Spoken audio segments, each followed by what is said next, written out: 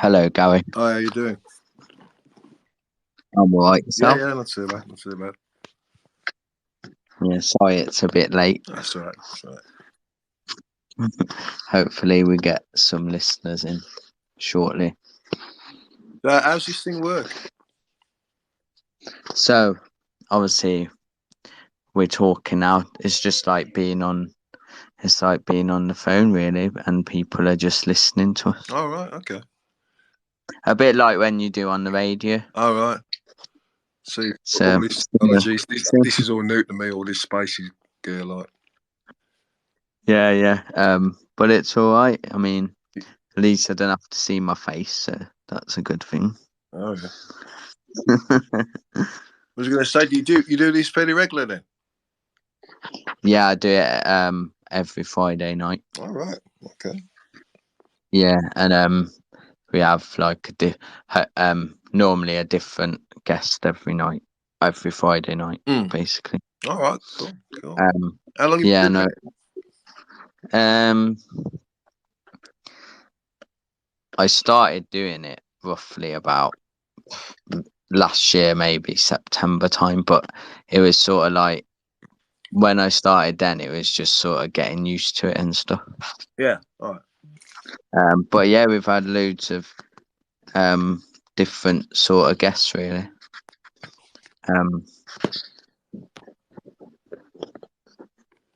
I've had Ghana Lions on, Gambia Lions. Yeah. Solvent Lions. So Pete Fincham from the Solvent Lion. So I try and have like different, like might have, if I can get players on like yourself, like I had Robert Glaze on the other week. Yeah. Which was good. So but yeah, and I got Craig Heskey on next Friday. I don't know if you know him. He's Emil Heskey's cousin. So. Oh right. I don't know him actually. No. Yeah. He's he played non-league football and he's a coach at Leyton Orient now. So. Oh, cool. So yeah. So I got your. So firstly, I wanted to ask you the title of your book. Don't believe a word. Yes. Why is it called Don't Believe a Word? Does it mean don't believe a word that's written in the book? If you listen to my wife, then that would be exactly what it's about. She's if I start telling stories, which I do on a regular basis, like she'll go, "Oh, he's got an audience. Don't believe a word he's saying." But actually, the book was about when I was a kid. I listened to, like most black people, just mainly soul and Sound of Philadelphia and ska and all that. Obviously, I go to Coventry and ska's kicking off at the time, and I was with there's one not. I used to be in a hostel with 16 other players, and we'd have our rooms. But I'd go from room to room, always messing about, and like they'd be playing Uriah Heep and Led Zeppelin and all this sort of stuff that I thought was garbage. Because obviously I'm listening to sweet music and that, you know what I mean? So like I'll be like, it's a cat. Anyway, one day, I think Mark Aitley, Danny Thomas, Tom English, and our girlfriends, they say, "Oh, we're going to a concert. Do you want to come?" And I'm like, "Nah, I couldn't be bothered. I'm good at this concert." So in the end, I've dragged me along. It's a night out, isn't it? So me and my girl have gone to the concert. Got to the Coventry Theatre, whatever it was, and when we went in, because the way Danny Thomas was sitting, I've ended up in a row with there was three geezers. I ended up in a row. I got my girl with me, so I don't want to get into a fight, but it gets a little bit airy like.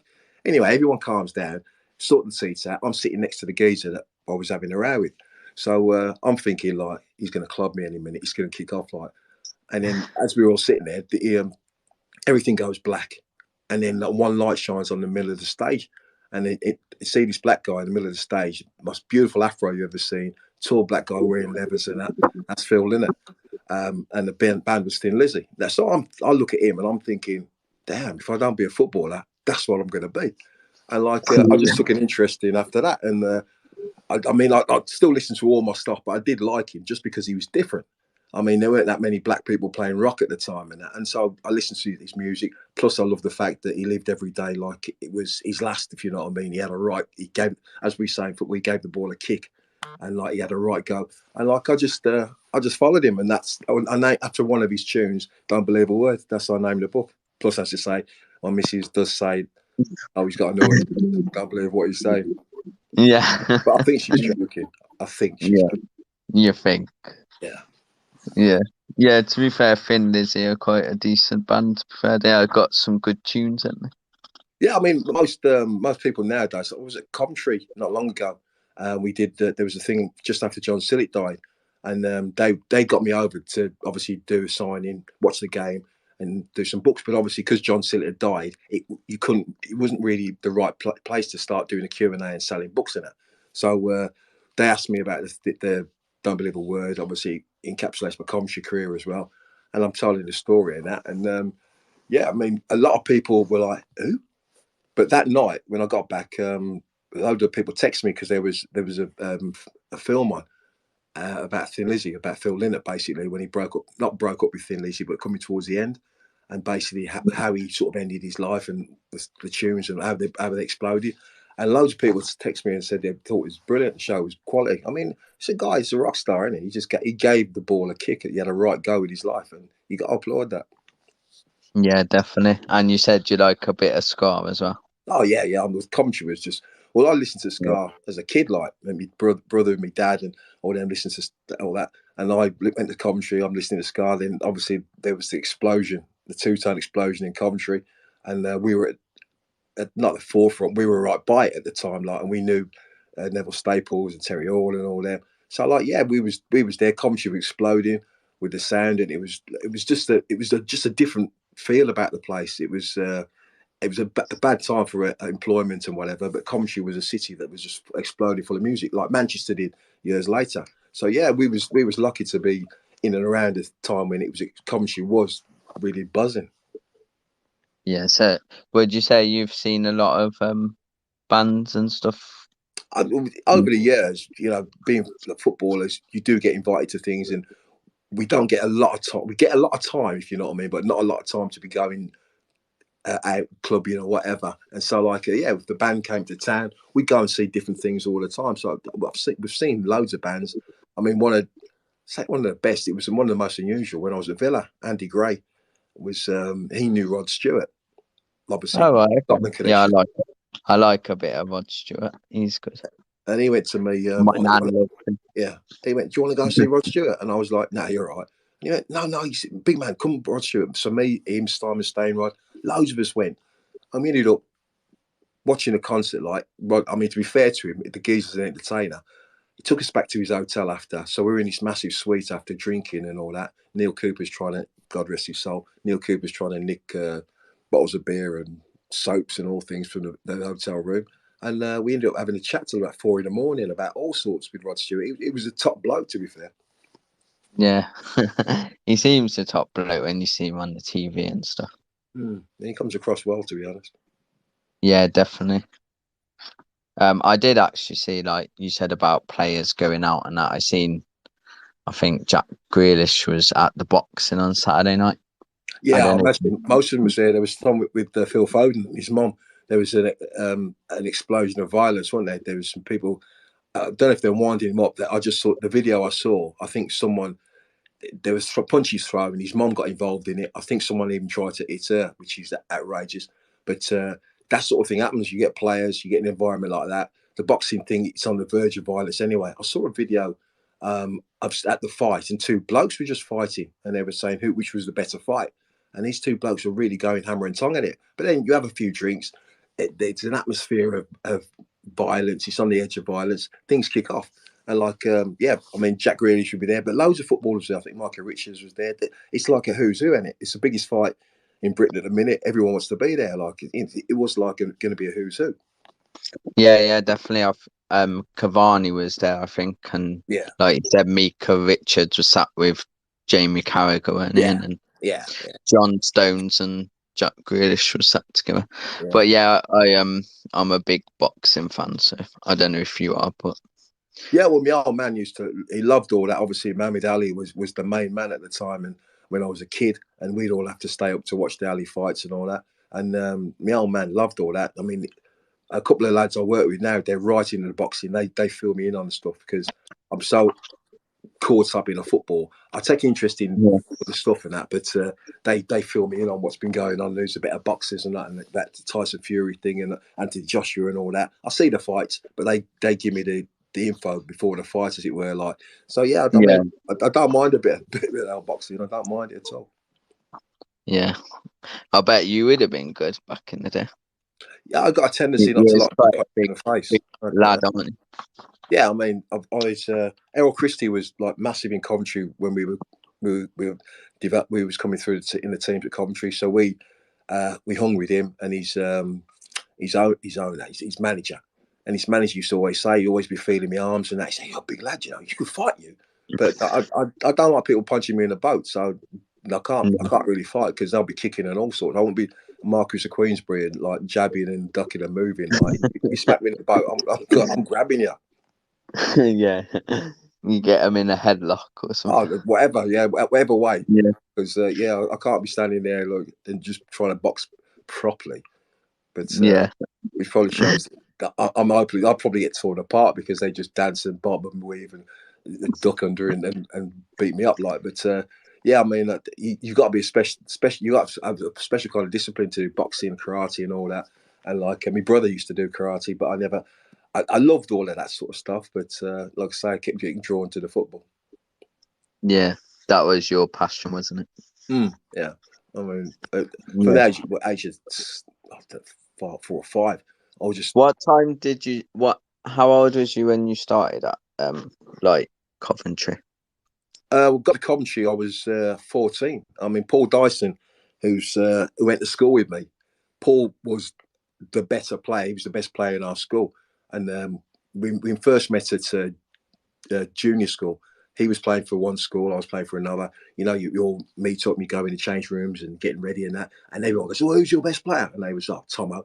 And like, "Who's your best player?" And they pointed this guy out, and he got to be, by then, he was 6 foot tall, had long sideburns, he had the beginnings of a moustache and a beard.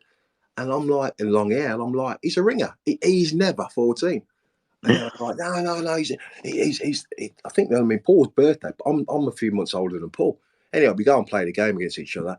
And like, I'm playing sort of in that, I score goals, but I'm sort of attacking midfield player, if you like. I was all over the place, but I'd break through and score goals. I was quick and that. And Paul played midfield or defensive midfield. And basically everything I tried to do, he had an answer for. And like, I try to pace him, he'd sort of drop off, try and win the ball in the air. And as kids, we don't do a lot of heading the ball. He'd be better than me, come over the top of me. And in the end, I got the ump. So, as I said, I resort to violence, which is usually my default, and he beat me up. So then I know I had a problem. And it's only with, I had a sort, because the first time in my life, I've met someone that was better than me, because I was going to be the greatest footballer ever. And then a few months later, we joined the secondary school, and I look at this kid. I said, "You're that kid." And like, we get to know each other. We get to spend a bit of time with each other, and we find out we got a lot in common. Paul lives in the next road to me, and we end up becoming best mates. He goes to Coventry because, like I say, he's the best player in our school. He gets called up for England schoolboys, but just doesn't make he's on the edge of the team, just doesn't quite make the team. And like, Coventry had him down for trials. Now, Coventry watched us play for the district, for the county. They watched Paul, shall I say. And there's myself and Malcolm Percival, who are the other better players. And like, they never ever said, "Oh, do you fancy a trial?" And then one day, apparently they said to Paul, "Have you got any good mates?" And he went, "Oh, Tomo and Percy are not bad." And so they ended up inviting us down. We went and had a trial. It all went really well. We went down in the summer holidays, and I loved it because every morning you get up, you do your chores, as it were, you play football in the morning, you have lunch, you play football in the afternoon. Yeah. It was brilliant. And like, for me, for 6 weeks in school holiday, all I'm doing is playing football, and I'm playing with the reserves. But every now and again, you get called in around the first team if there was an injury in that. And 2 weeks, well, I think it was 2 weeks before the season was going to start, the regular centre forward got an injury for the reserves. He got an injury on the week before the season started. He was struggling. I was on the bench for the first team, but it was first team versus reserves and guest appearance players. And I'm just sitting on the bench, like 14, 15 years of age. And Bert Edwards goes to me with 15 minutes to go. "You got a goal in you?" And I was like, of course I got a goal in me. Like, then he put me out on the pitch at Highfield Road. I then shit my pants, as you do. And but the ball comes to me. I beat a couple of men and smash it in the goal. Now, most people see me play. That doesn't happen, but this does happen at the time. Jimmy was on the mic. He's like, "What a great goal from one of our young stars." Who's that? Who's that? And they went, "Thompson." Oh, yeah, Thompson, young Thompson. That was on a Tuesday. I'm getting loads of love from everybody. On the Saturday, I made my debut for the reserves at 15 years of age. And Andy Lockhead, we was against Aston Villa. Andy Lockhead played for Villa's reserves. And I remember just looking at Andy Lockhead, who was, when you were a kid, in Brian Little, look, there was all your heroes and that. Andy Lockhead was just a monster. And like I remember watching him play, like that was my introduction into it, and that was when I first got my chance at Coventry. Paul went on to play for Stoke. He played for West Bromwich Albion as well. I think he might have played for Blues. He was a Blue Nose, even though we was well, I was a Villa fan, Paul, but most people in my area were Blue Noses. But yeah, Paul Dyson was the reason how I luckily got into football. Oh, that's really good. What was it like back then for like contracts and stuff? How did it like? It was I suppose. There was no agents or anything. When you were apprentice, well, they offered me apprentice forms when I was 50. After that, I played in reserves basically all that season. So I got a lot of time off in Coventry. Paul got a lot of time. He played in reserves as well. And I think about Christmas time, they offered us a 2-year apprenticeship. That's all I wanted to do. Luckily, I've squeezed my way into getting a contract. And it was £16 a week for the first year. And if you did well and you went to the second year, you got £20. So I'm signing this contract. Obviously, my mum was like, well, you'll have to give us £10 a month for your rent and that. And I'm like, but I won't be living here. But she took the money anyway. But she gave me back towards the end of the month.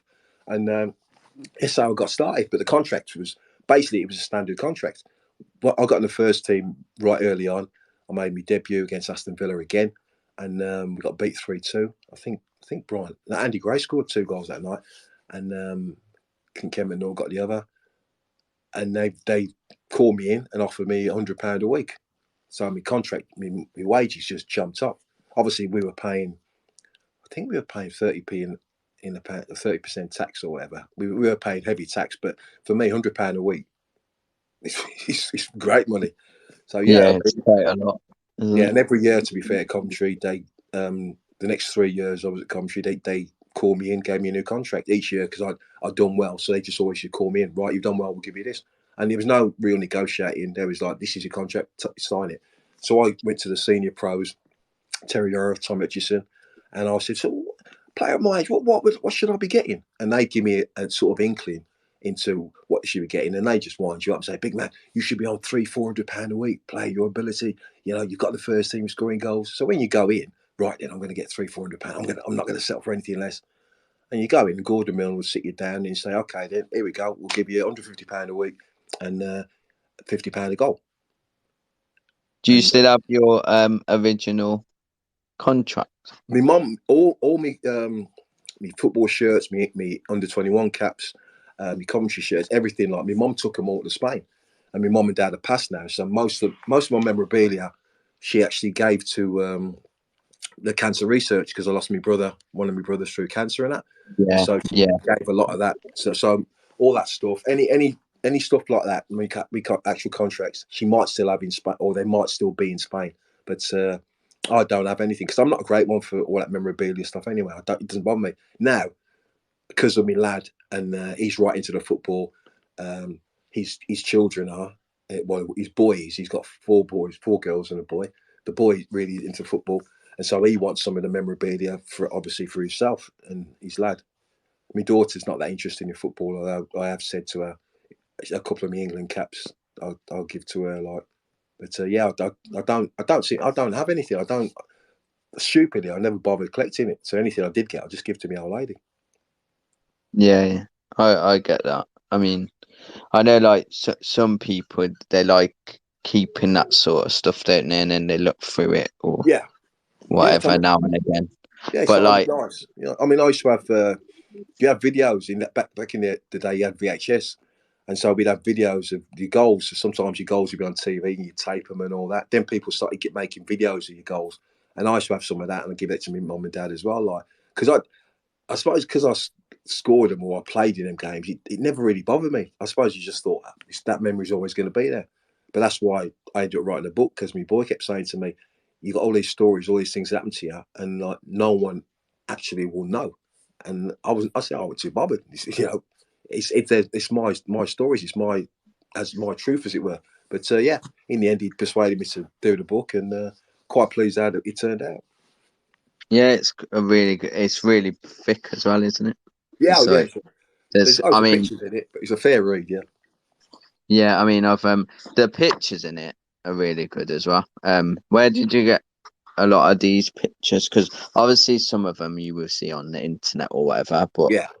I suppose. I mean, to be fair to Bill Howell, because you have to get permission from, because I just presume that if you take a picture of me, that's my it becomes my property. But apparently, it's a property of the football club, and or the photographer that took it with him in the football club. So we had to ask permission.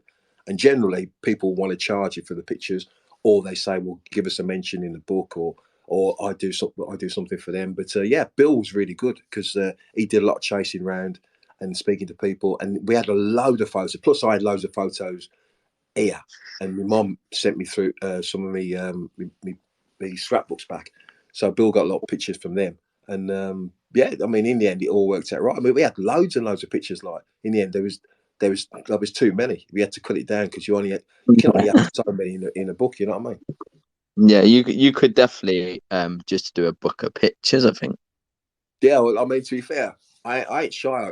I do love. I used to love to have my photo taken, especially if I'm playing, and I sit in the bath at West Brom, and the program would basically be all about me or Cyril scoring goals, and I'd sit there, and it was a glossy magazine. I'd sit there in the bath just watching it, and it used to that was my warm up, and so yeah, a man that loves himself, I love to look at pictures of myself back in the day.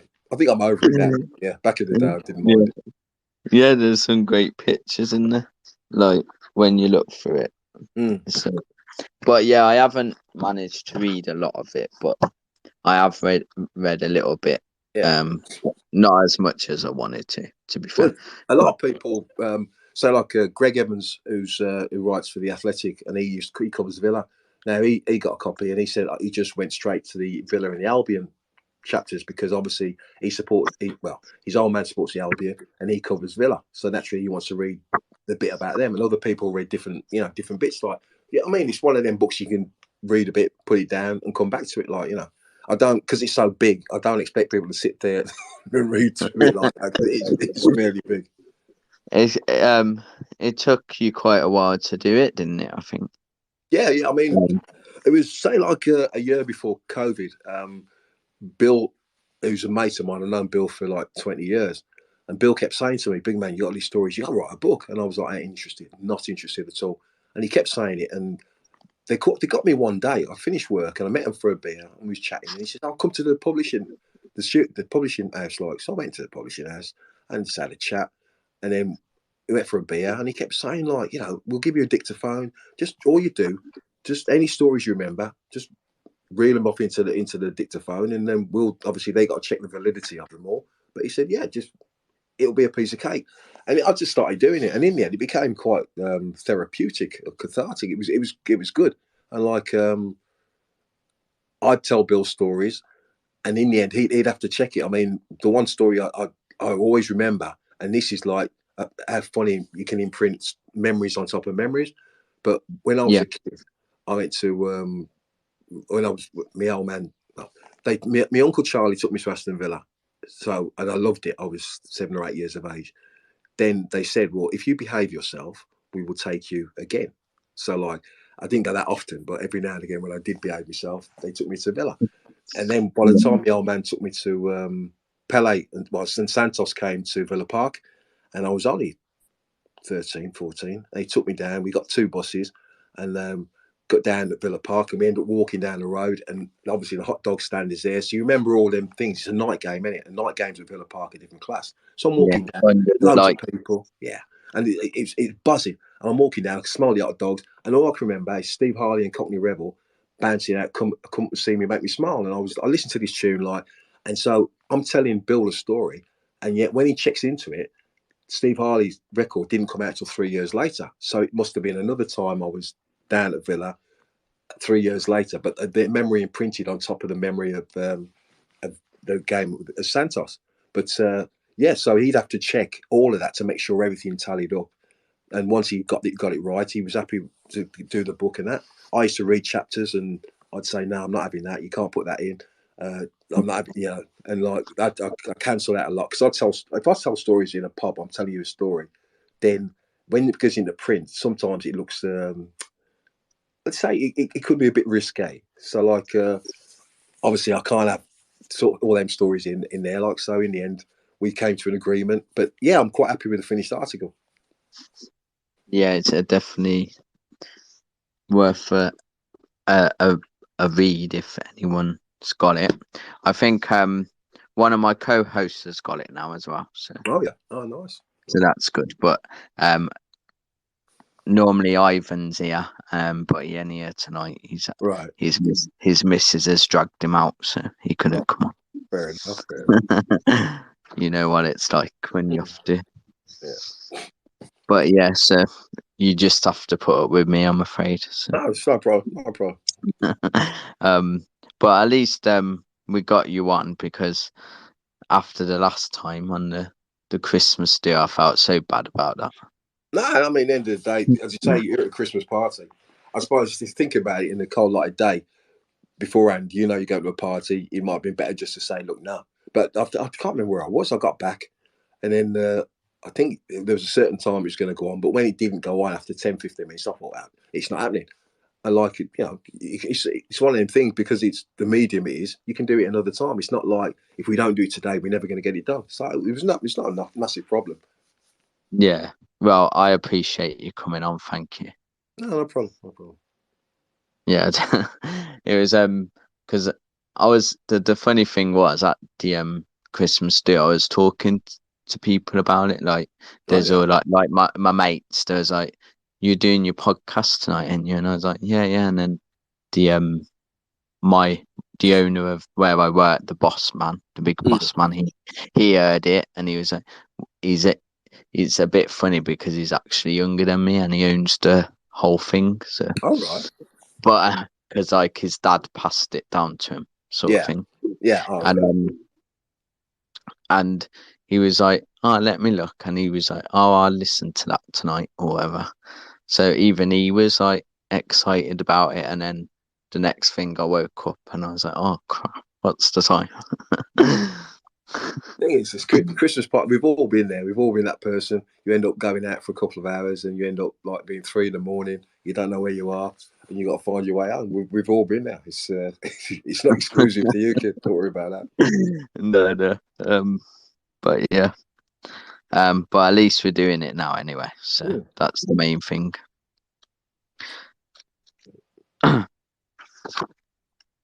So obviously you was Coventry, then the Baggies, then Sheffield Wednesday. Yeah. So all in all, you played for 9 clubs. Yeah. And obviously Villa's your favourite. We don't have to. I'm a Villa fan. Like people say, like, which is your favourite club, and did you feel different when you played for Coventry against Villa or the Albion against Villa? But no, if I'm playing for Aston Villa, if I'm playing for the Albion, say, or Coventry, then I'm playing for Coventry. It don't matter who we're playing against; they're sort of the enemy. But obviously, when I'm not playing, Aston Villa's the team I'd go and watch. Aston Villa's the team I support. When I left Aston Villa, I would still come back. I was at Watford. I'd still come back and watch Villa play. And I think Cascarino was there at the time as a centre forward. And I'd watch the Villa play. Like McInally had gone to Bayern Munich. But yeah, I mean, your club's your club. You know, certain things you can't change. Like you can't. It's not like you support one team and then a year later, oh no, I'll go and change it to them. Once you support a club, for me, that's it.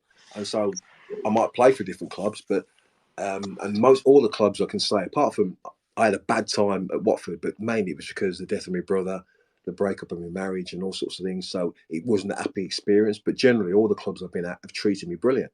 But I was lucky to play for the club I supported. I mean, you can't. If someone says to you, say 13, 14, listen, you got half a chance at 20-year career. you'll play for the club you support as well. You nick a few quid here and there, like you get the odd goal in that. You know, you'd have it, wouldn't you? Yeah, definitely. I would do it for sure. I'm sure there's a lot of us Villa fans that would love to be in your shoes. Well, yeah, I mean, like I say, I was blessed. I got to play. I was lucky through Paul Dyson to actually get me squeeze it in football, like. But when I managed to get a 20-year career out of it, and but I got to play for. I mean, I got to play for some very, very good clubs who treated me like a prince. But I also got to play for the club I supported, the club I always wanted to play for, and my dad loved, and my brothers loved, and my family loved. So I was lucky. And I mean, you can say, "Oh well, didn't win the FA Cup, or didn't do this and that," but I got a 20-year career, and like people say, living a dream. I played for the club I support. You can't. Sometimes you can't ask for more than that. I mean, like I say, I was fortunate to get into it. I made the most of it when I was in it. I loved it and enjoyed it, and I got loads of plus points, loads of bonuses along the way. So yeah, I've done all right. Yeah. So you was born in Kings Heath, was you? Yeah, Kings Heath, Blue Nose Country. Yeah, Yeah. McCracken and all them come from there, like and everybody, they're all blue noses. And it was only because my uncle took me to Aston Villa that day that I thought, oh, quite, because we was down at Trinity and we was like at ground level. So I'm watching this game, grown men running about. Villa in the old third division, and like I'm watching this game and I'm loving it because I'm at eye level, like, you know what I mean. And I'm Yeah. listening, so I'm watching it and I'm thinking I'm having this. And then that's when they made the agreement with me. If I behaved myself and stopped being a dick, then they'd take me more often. So I didn't say I didn't get there as many times as I thought I probably should have. But yeah, I got to see the Villa a few times and obviously loved it. Yeah. How come you moved to Coventry then? Was that just something? Was Well, it? Coventry come in for me. Like Paul was at Coventry. Coventry invited me over. Had the trial.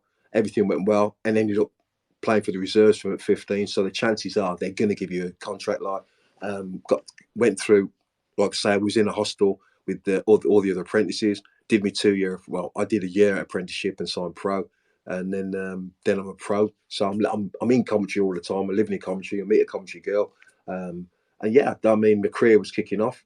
Coventry City was the one that came for me. Once I'd agreed, or my dad had agreed to go to Coventry, then I think the Villa did make a phone call. I think the scout came to see me dad, and the Albion scout came to see me dad as well. But by then it's too late. He's give his word, and also I think Coventry gave him a couple of quid. So that was it. Game over. But I was quite happy. I just wanted a football club. I just wanted to play football, and even though I wanted to play for Villa, whoever was first come, you couldn't. The only person I've ever met who was only going to play for Aston Villa and nobody else was Gary Shaw. Gary Shaw said to me one day, his old man, the scouts used to come to his house and knock on the door and have a chat. Mr. Shaw, can I have a word with you? And he'd say, for example, Norwich, or say, I'm just trying to think of football club, Leicester City or whatever. We'd like to take Gary down for a couple of week trial, blah, blah, blah. And he'd say, clear off. He says he's playing for Aston Villa or nobody.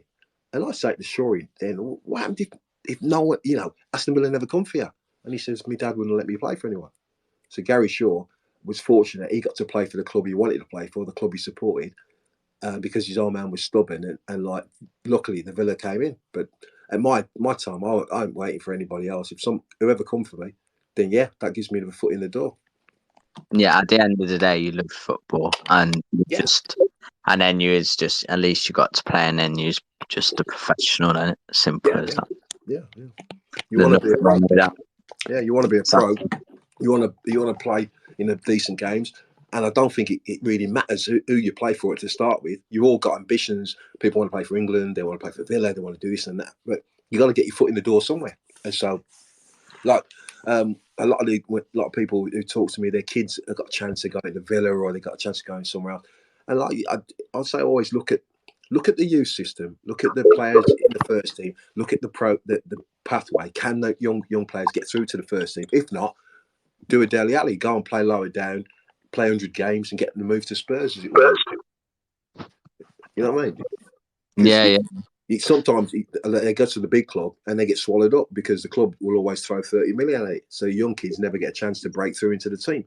If you go to a smaller club and they buy you for 20 million, then there's a chance you're going to play in the team. Yeah, definitely. What do you think of our youth players that we currently have? Well, I've not seen loads of them. I mean, Tony Daly, him and Mark Regan, and Rigo used to do the BBC with us. They see a lot of they cover a lot of the games. And Tony he was telling me about Chukwuemeka when he's coming through, and Philogene Bidas, and all of them, and telling me what they got and the ability they've got. And now you see they come into the first team, they get the odd squeeze in the first team, and you can see they've got ability. Louis Barry and all them who played in that game against Liverpool, you can see them coming through. You can see that we've got a load of young kids. They're not all going to become big stars at Aston Villa, but a lot of them have got a very good chance, especially with the manager now, to get through to around the first team. Then it's up to them. But we do appear at the minute, like for the last, say, 8, 9 years, everyone used to say West Bromwich Albion always brought through the best young players. And then they go off to different clubs because they never really got the chance at the Albion. But now it appears to be Villa. Villa seems to be the power base. We have nicked a few players off West Brom, but we do seem to have an awful lot of good young players who are just itching to get their opportunity now. But at least here, the way the manager's doing things, they look like they might get a chance. Yeah, definitely. I think we got that. I can't say his nickname. His surname, Tim. Oh, Irrigable. Yeah, he's from West Brom as well, Yeah, wasn't yeah. I wasn't think we got 4 or 5 of them. I mean, the West Brom, what's he called, the director of football, who does the kids and that, academy director. I can't remember his name now, but he left West Brom and he come to Villa. Now, if I'm at West Brom at the time, I'd say, okay, you're leaving for Aston Villa, you're signing a 3-year contract, Aston Villa, whatever. But we have a golden handshakes agreement. You cannot touch any of our players for 2, 3, 4 years. Because within a few months, Louis Barry apparently goes to Barcelona, then comes to Villa. And then bit by bit, I think we've had 4 or 5 of the Albion players. So you'd be sitting there at the Albion, you'd be gutted. I mean, my mate, he's a massive Albion fan. And he thinks it's like it was a plot from Aston Villa to sit there and how can we steal all their players? And I'm like, no, they just look at say, oh, he obviously knew him. So he's gone, yeah, he's decent, he's better than what we got. And that's how football works. Like at the end of the day, it's up to you to protect that you've got players in your system. It's up to you to make sure you keep them. You can't blame anyone else for wanting to steal your best players. This is what happens. Man United buy the best players from other clubs, or Liverpool get Coutinho, Liverpool Villa get Coutinho. You get the best players you can for your system. And like Villa managed to look at the Albion and thought, oh, a few of them are decent, we'll have them. And it worked out. They went, there you go, come over. Yeah, like I think that Finn Azaz was from West Brom as Yeah, well, wasn't it?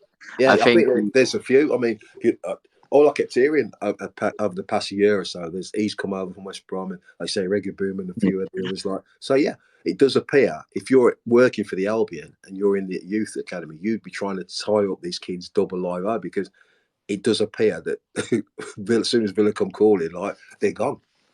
yeah, yeah, it does appear. So I'm actually I've been doing a thing for the Villa podcast. So I've been doing like a blog, Oh and yeah, basically on I do a loan watch thing.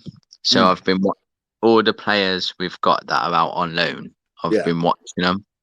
all right, So like Louis Barry, and I mean like in this week, so Saturday he scored his first senior league goal, yeah, and then 2 days later he scored, no, well, it was 3 days later he scored a brace. yeah, So yeah. So he's already yeah, he's already now he's off the mark. And mm. the good thing about that for me is I live in Gloucestershire now, so I've got a few of my mates are Swindon Town season ticket holders. So Mm. like they tell me how he played or whatever, and they did the same with Kesler Hayden as well. So Yeah, it just like gives you a little. I know they're a different league or whatever, but it's still men's football, isn't it? It's better than youth football. So yeah. I think once you get to a certain level in the youth football, and you can cope with that quite easily, you've got to be stretched. I mean, when I played, you got into the youth team, you played in reserves. There was no like A team, or there was no under 23s. It was, you got reserves from the first team. You had to make a massive leap. Nowadays, if these kids can cope at the under 23 level or under 21 level, you got to stretch them. And if they can't, you can't put them in the first team and give them 6 or 7 games on the bounce or whatever. Then it makes sense for them to go away I mean, Jack Grealish went away to Notts County. Get them away somewhere. They can play regular, and that way they can develop quicker. You can't develop sitting in the stand at your meat pies or on the bench. The only way you can develop is actually playing in a team. So sometimes it makes sense to go away for a month or two, or even a 6 month loan, and get some games on your belt. If you get 20 games on your belt, say you're Louis Barry, you score 12 goals, all of a sudden you know that you're off and running, and you know you can cope at that level. Maybe stretch you, go up a level, go playing championship. You can do that again. Then Villa have got a ready-made centre forward to come in because they know he can cope at the levels he's at. Yeah, I'm quite excited about Cameron Archer, to be fair. Oh, he's done ever so well, ever so well. Yeah, he scores from anywhere, doesn't he? He scores all type of different goals. He's like a bit like a Michael Owen, really, if you Yeah, get what I mean. That yeah. sort of. He scored. He played the game. I can't remember what the team was, but he scored the hat-trick. And like the day before, he wasn't going to be involved, and then Wesley went off on loan somewhere, and he played well, scored the hat-trick. Then the next cup game, he played. I think it was at Chelsea. And you look Yeah, at it and say, Chelsea. yeah, this is a massive jump up from playing against. I can't remember who he played again in It was Barrow, I think. that's it. And you got the Barrow. attributes Barrow, but you say the Chelsea, you're playing at potential Champions League, half the Champions League side, and that can he cope at that level? And he did. I thought that day, even despite his goal, he did ever so well. So then you look at him thinking, hello, we got a player here.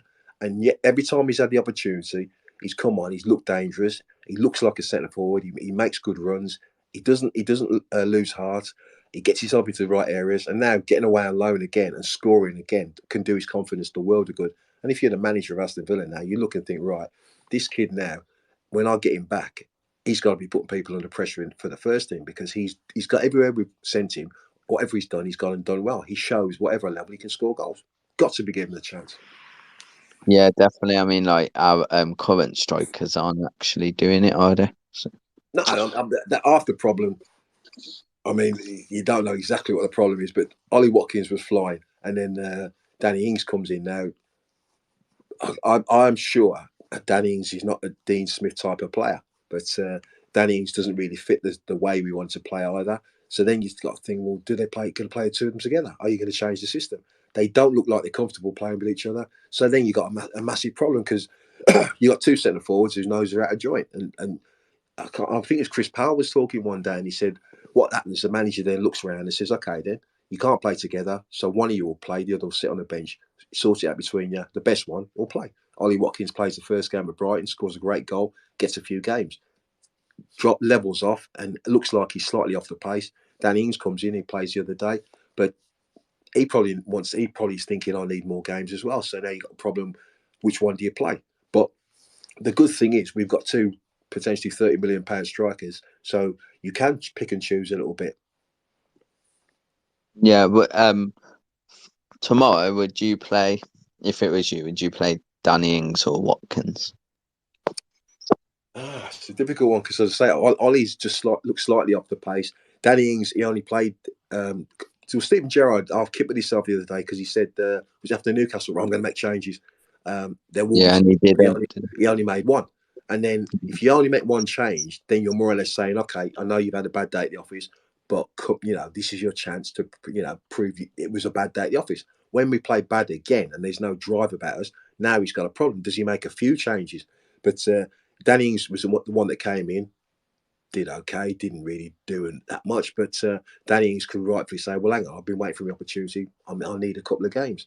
So you probably want to be fair to Danny Ings, but you can't be trying to be fair to everybody without. You got to leave certain players out. If they're not playing well on a regular basis, you can't keep going, we'll give you another opportunity. Because if you keep losing games, like we've won 1 in 8, then it becomes 1 in 9, 1 in 10. Then all of a sudden, things do get a bit hairy. So, yeah, they ain't going to sack Stephen Gerrard because he's got us very well organised, and you'd be looking to see how we start next season. But as a manager, you want to finish the season decent, so you kick off next season in a good. What's the word I'm looking for? With a good feeling as it, because if you start next season it's bad as well, and you've ended the season on a bad note, then all of a sudden everything gets a little bit.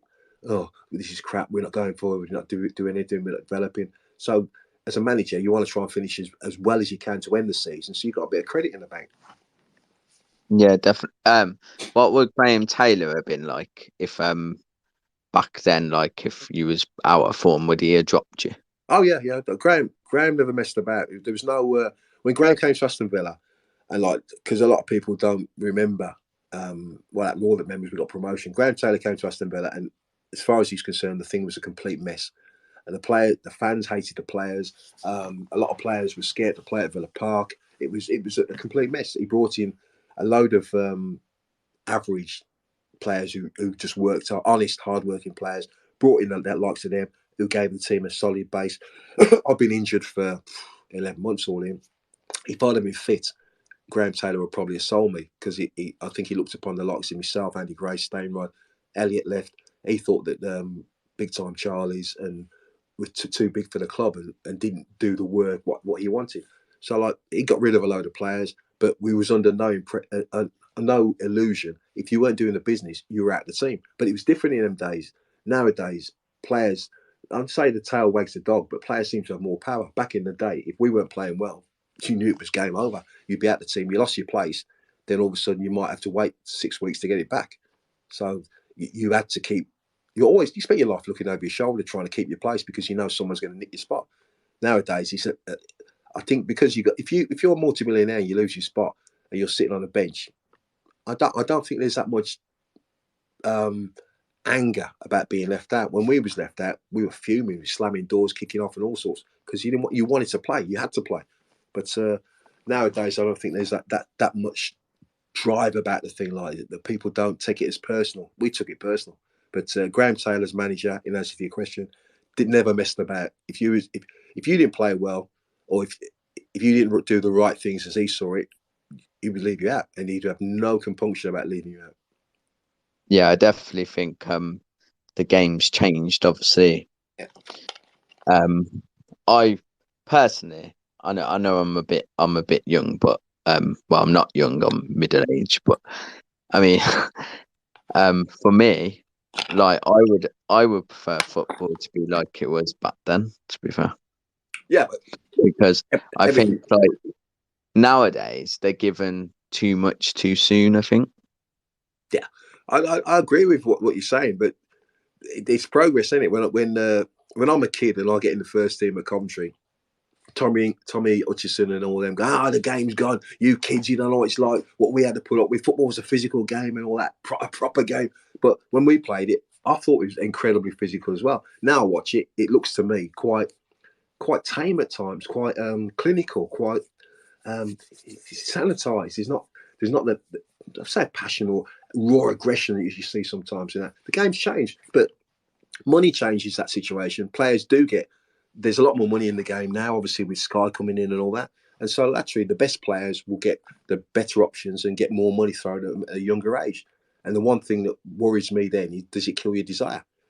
If you look at Roy Keane, and I say this in the nicest possible way, can be a complete knob, but he's a Yeah, knob whether he's on like £100 a week or 50 grand a week because he wants the very best. He demands the very best from himself and everyone around him. So he's high standards. Money's irrelevant to Roy Keane at the time. He wants to win the game. I don't think there's that many other players that have that intensity about their game nowadays. But is it their fault that someone gave them? They got £1 million. They're millionaires by the time they're 18, 19. It's not their fault, and it does dull your desire, I think. But then again, football will only get worse in that respect because there's been more and more money thrown at it. yeah, definitely. I think as well, like players sort of dwindle away, don't they? When because they get so much, and then Yeah, yeah. they sort of like, just like they run out of passion and love for the game, don't they? Really? Well, yeah, you can get jaded. I mean, if you think, I mean, like for example, the Kurt Zuma thing. Now, that's an example of someone that has no one's ever said no to him. All from the age of 7 to 8 years of age, he's going to be a footballer. He's going to be the cash cow for their family. He's going to make everybody a lot of money. So naturally, everything's given to him. He's on fortunes at West Ham. It turns out he's on 150. Is it £150 a week or £175 a week? Something ridiculous. Now, Yeah, then, so it comes to a point where not say normal person, regular people, that that video with a cat just wouldn't happen because you wouldn't do it, and you wouldn't film it and you wouldn't post it.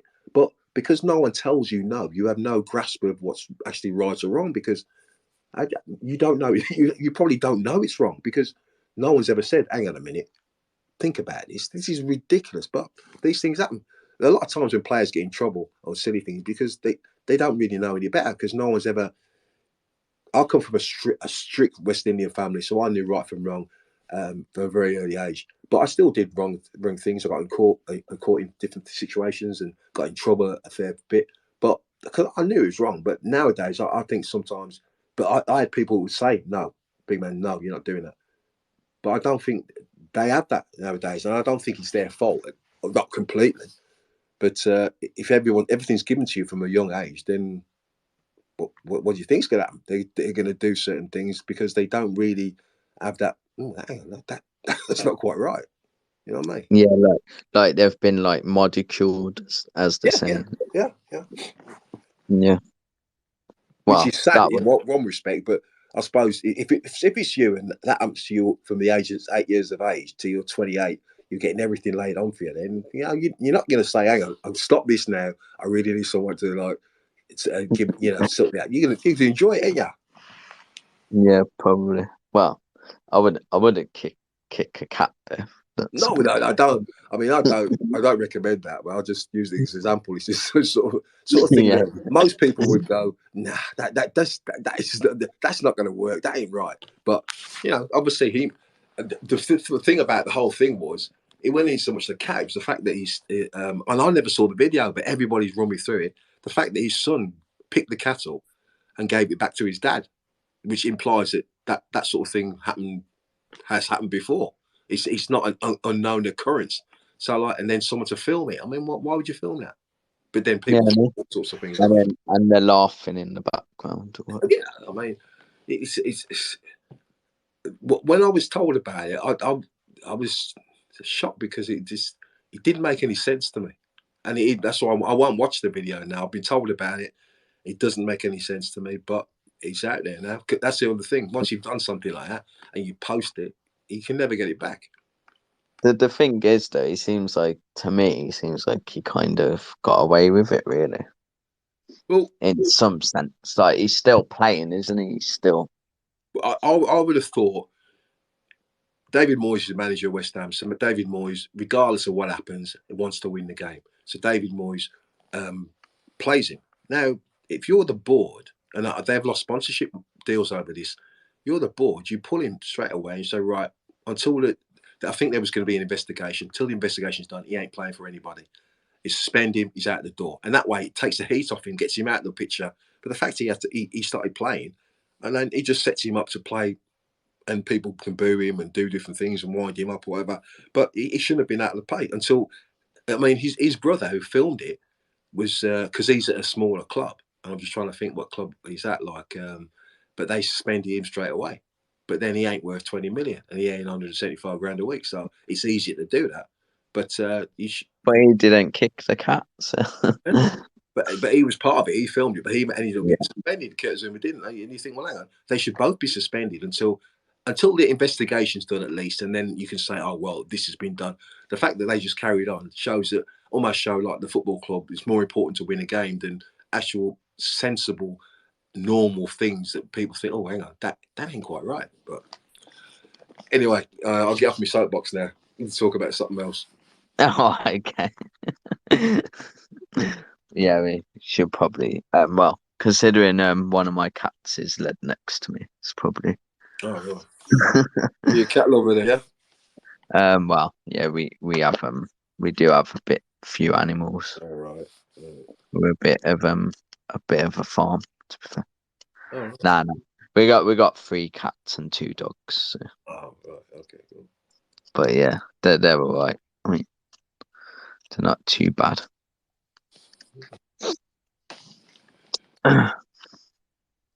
So still, Yep. we got a couple of requests on here. I don't Yeah, know. sure. Should we let them come on and Yeah, yeah, yeah. Right. yeah, Yeah. okay.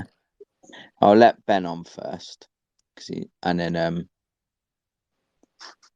There we go. All right. And then we'll let him speak for a little bit, and then we'll let Adrian come on, if that's fine. Yeah, fine. You all right, Ben? Can you hear us? Yes. Hi, guys. You all right? Yeah, how you doing? You right? Yeah, not too bad. Gary, I just wanted to come on. A big fan. Also, I don't know if you remember, but a couple of months ago, you kindly done a video for me. I used to work with Kev Wilson. Oh, yeah. Yeah. Yeah, but it was your birthday. It was say it's my dad's birthday, Adrian. That's it. He's Yeah. listening now. Yeah. So yeah, big shout out to AD. Nice one, Ada. Yeah, I mean, like Kev asked me to do the video. I mean, I've known Kev for like years, and he's top bloke in that. So like, I did the video and I sent it to him. I said, "Is that okay?" But he was quite happy with it. So I presume it went down well. Oh mate, we were buzzing. I mean, I've got massive respect for Kev, young lad working at a football club, and as you know, he's a proper footballing bloke. Yeah. Proper looked after me, and a top manager as well. But no, obviously, I'm on the younger side. But hearing my dad's stories about yourself at the Villa, proper legend. So just wanted to come on and say thank you, really, mate. So greatly appreciate it. No problem. I mean, like I say, Kev's a mate of mine. Kev asked me to do something. If I can do it, I'll do it anyway. Kev I played against him a lot of times when he was at Chelsea. Yeah. And like, he's obviously told you stories about him and Kerry Dixon and David Speedy and all that. Like, because we used to be like, oh, not again. But I mean, like, he's a brilliant, as you say, proper football man. And I was a little bit disappointed because I thought his career would have cracked on as a manager, but he managed at Northampton. And then all of a sudden, like, he drifted out of it a little bit. But I just think it's a waste because Kev has great football knowledge and he's got a good personality, and players want to play for him. And like he came down to Bristol Rovers with me for a bit when I was manager for a bit, and then Kev come to assist me for a few months and that. And he was brilliant. He's got a great manner about him. Plus, he had good ability. So when I couldn't move and show all the things, he could all do the demonstrations and show his bits and bobs there because he still liked to play, Kev, and that. So yeah, lovely fella, lovely mate, top bloke, Kev. Yeah, of course. And obviously, if you look at his recent CV, obviously when he was at Ilkeston, he managed to get the likes of Shay Adams through, and look at where he is now. So that's what he rang me about Shay when he was at Ilkeston. He said, "I've got this kid. You got to come down and watch him." And I come down and watch him, and you could see he had half a chance, like. But Shay's done ever so well because when he got his first move, and then all of a sudden, you look at his body changed over about 18 months because he actually knuckled down, concentrated on getting his body right. The kid's like a mountain now. He's quick, strong, powerful, but he's football bright as well. He's picked up, but he learned an awful lot working with Kev. As a striker, if you have Kevin Wilson, who could play as a centre forward or off the centre forward or out wide, Kev's got so much information and knowledge for you. It's brilliant. And like, he's infectious as well. So like, you'd struggle not to learn from him. I mean, don't tell him this, but I love the little fella. Yeah, absolutely. Are you still involved in like the agent side of things, Gary, or? I do little bits and that, but I don't really. I got to be honest. It sounds terrible, but footballers don't. What's the word? I'm trying to find the nice word there. Footballers have changed since I played in that, and I found that towards the end when I did a bit of agency, they wanted me to be more or less their butler, and like I just got the impression that I just felt that I played 400 games, and if I said to one lad, he asked me to get him some tickets for something, and then he asked me to pick him up and run round as a chauffeur, and I said to Neil Sillett, who was the boss at the time, and Neil's my best mate. I've known Neil since we were 14. And Neil went, "Look, Tom, just help you out, just get it done." So I went and did it. And like next time, he's like, "Okay, when?" He says, "Come and pick me up Sunday and take me back." And I went, "Well, if you was Frank Lampard, then I'd be over like a shot." But like, you ain't fucking Frank Lampard. And that was the beginning of the end because I refused to be a chauffeur. I got I just think it's not the kid's fault. It's but the tendency nowadays is. Basically, Shay Gibbon was the goalkeeper, and he said to this kid, "Oh, well, Tomo's your agent. He should pick you up. Your car broke down. He should pick you up." Now, most agents would do that, and like, of course I do it, but then don't expect me to be your proper chauffeur. Now, I went, no, I'm not having that. So yeah, fair play. Well, say I know you do a lot of obviously like the commentary on BBC Weds, that. regular listeners. So you do a cracking job of that. So thank you very much. I enjoy it. I get paid to watch the Villa, travel up and down the country. I get to meet players I played against and played with, and I can have a laugh. When Rigo was there, like, say, for example, tomorrow Rigo was there, we'd go to Brighton, we'd stay overnight, we'd have the odd drink or two, we'd tell a few stories, have a giggle and that. It was great. I get paid to go and watch my football club go and play, so it can't be bad. No, that's it. So that's all from me. I just wanted to jump on and say thank you personally. So top man, and all the best, mate. No problem. Thank you very much. Nice one. Yeah, thank you. That was good. I'll let Adrian come on now. Okay.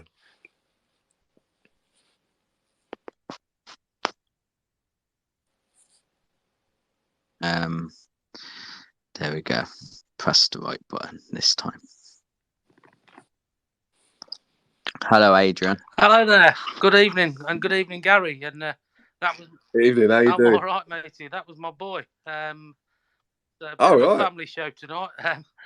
So, you're obviously not listening together. No, he's just tagged me in. So you got to listen to this. Gary's on. Right. Yeah, just wanted to pass my thanks as well, because it was a nice surprise arranged by Ben for my 50th, and you were one of the highlights, mate. Growing up as a season ticket holder, you were a legend, mate, and always played with your heart on your sleeve. Top man. Still can't believe you wouldn't do boxing, because that physique back in the day, mate, would have graced any ring. I tell you, I've definitely got the body for it. I just don't think I've got the jaw.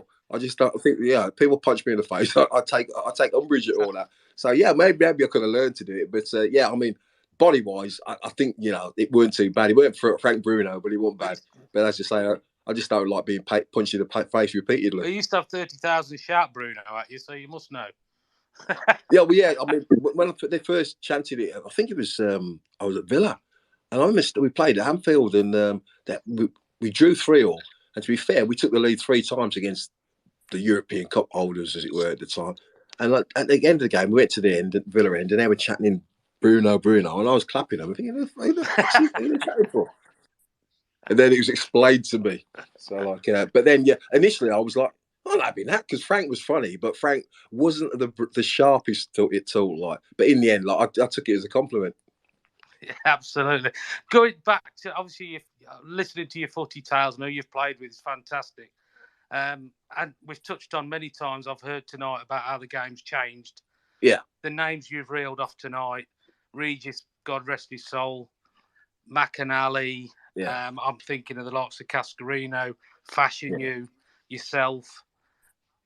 Are we ever going to see a centre forward again in the modern game, in the top leagues?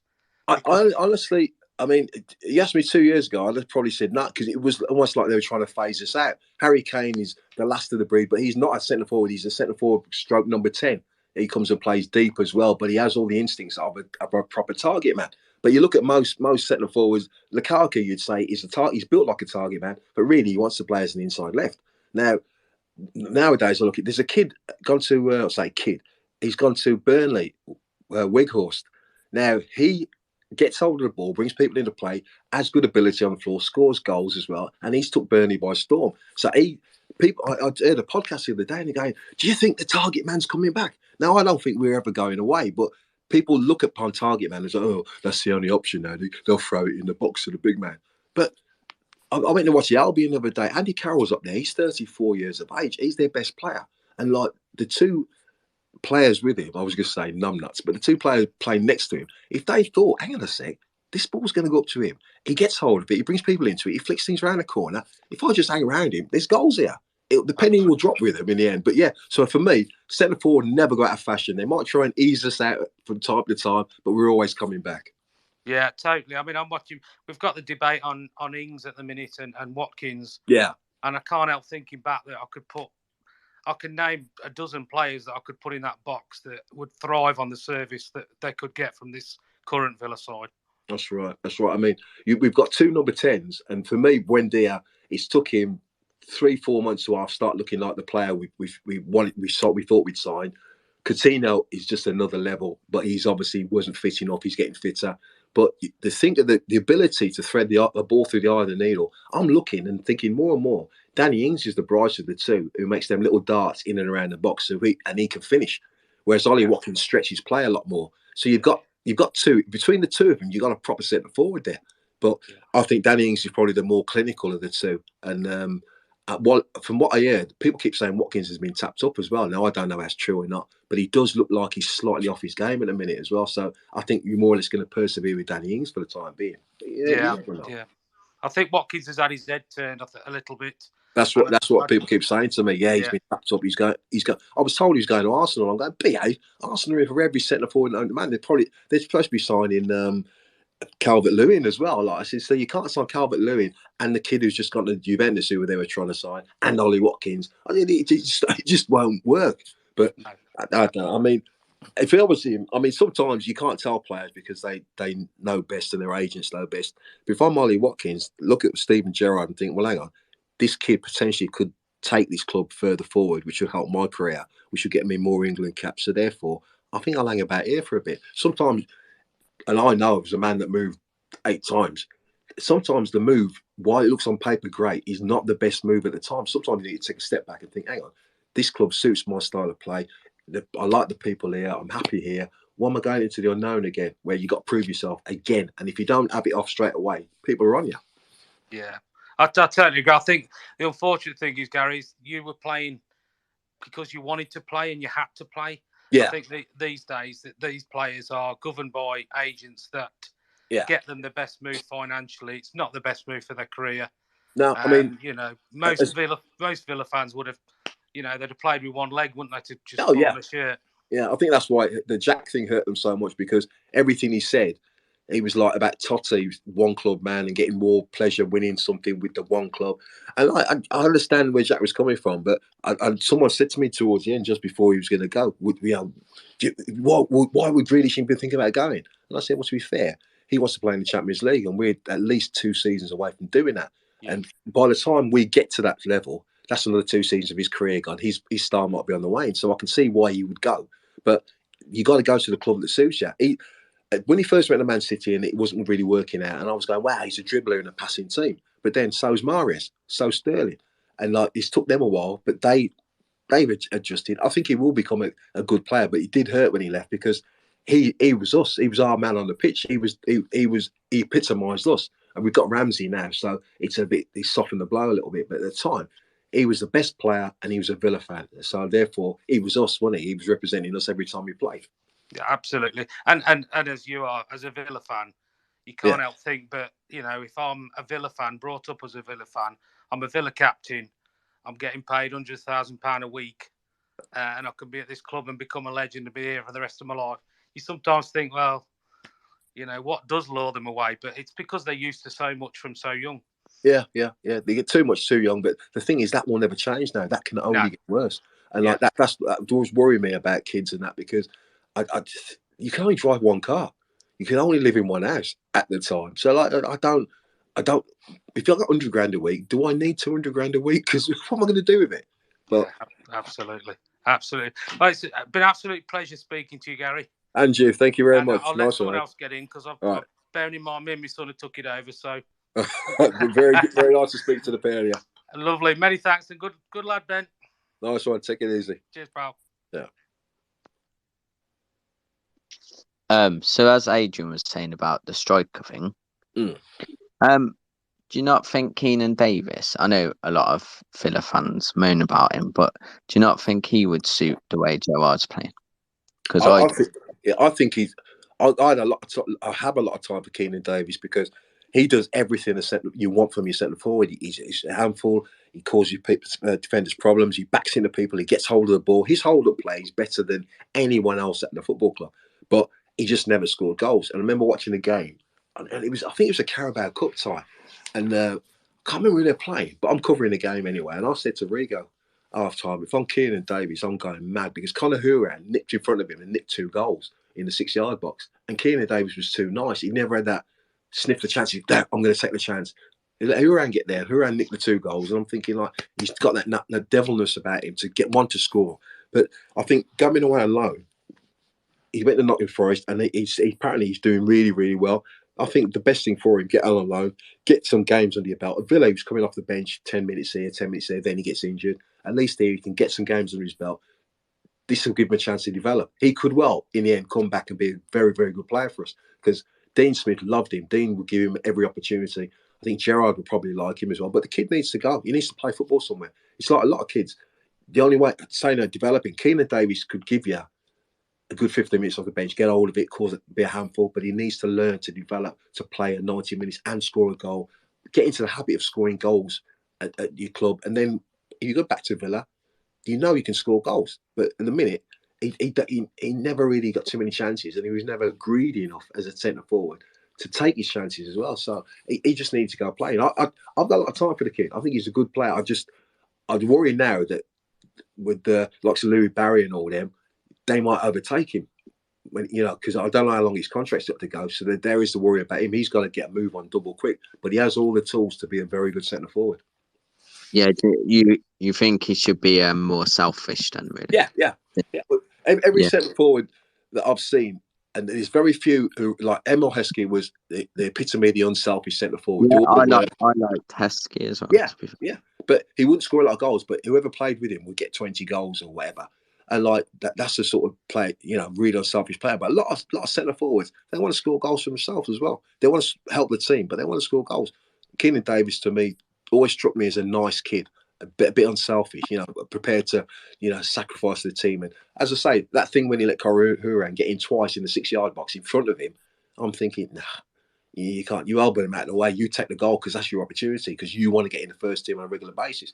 But he didn't have that devilment about him. But playing regular in the championship, maybe he'll get that, because there's not much wrong with his game. No, that's what I mean. I think he's good. Like, his contract is till 2024, so he's still got a bit of time. Yeah, he's still got a bit of time. I think I was looking as well. A lot of the younger ones, the ones who are out on loan, some of them, I think their contracts run out. I think.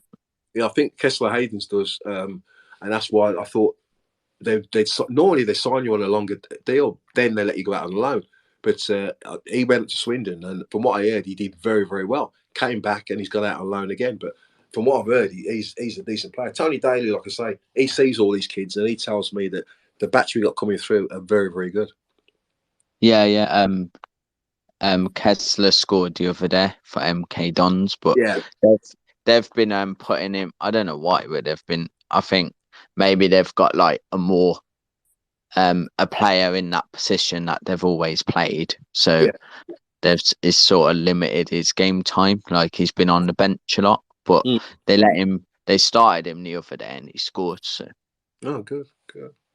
Yeah, so wow, like, he's stepped up a league now. So I know it's from League 2 to League 1, but it's all progress. It's all progress.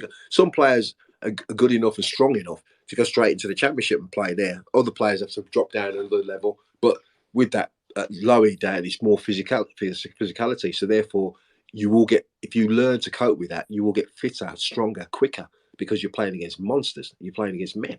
That's why.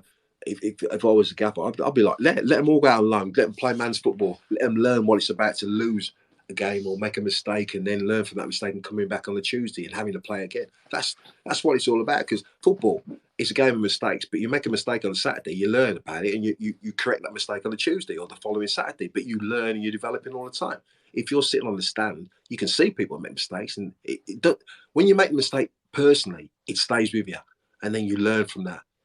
So you have to actually take part to learn the mistake. Like Steven Gerrard, for example, when we were winning or when things was going really well, he wouldn't have learned an awful lot about the players. Last 2 or 3 games, he'll have learned an awful lot about these boys he's got here now. And I think that can only stand us in good stead, as long as we do get a reaction. Yeah, for me, I like to see Sanson get a game as well. I can't believe he's not had a chance. I mean, I don't know if he's offended someone, but he doesn't seem to. No one seems to want to use him. Yeah, as a midfield player, I was looking at. I mean, stats can say anything, but the stats said that he played when he did get on a couple of times.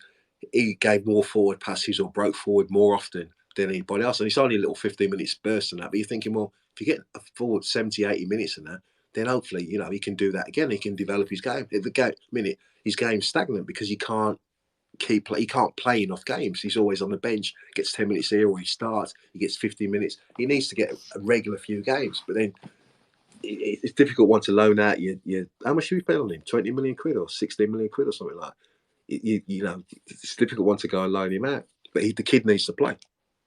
Yeah, I think the last game is when he made that mistake, when it I think he did like a pass back, and then they went through. But before he did that, he was having a brilliant game. Like, it's just like one of those things. I mean, for me, I'm questioning the system now rather than the actual. Because you got, like, when we're attacking or whatever, you got Dine and Cash both bombing it forward. Then you got McGinn and Ramsey in left back and right back, and it's like, what's going on?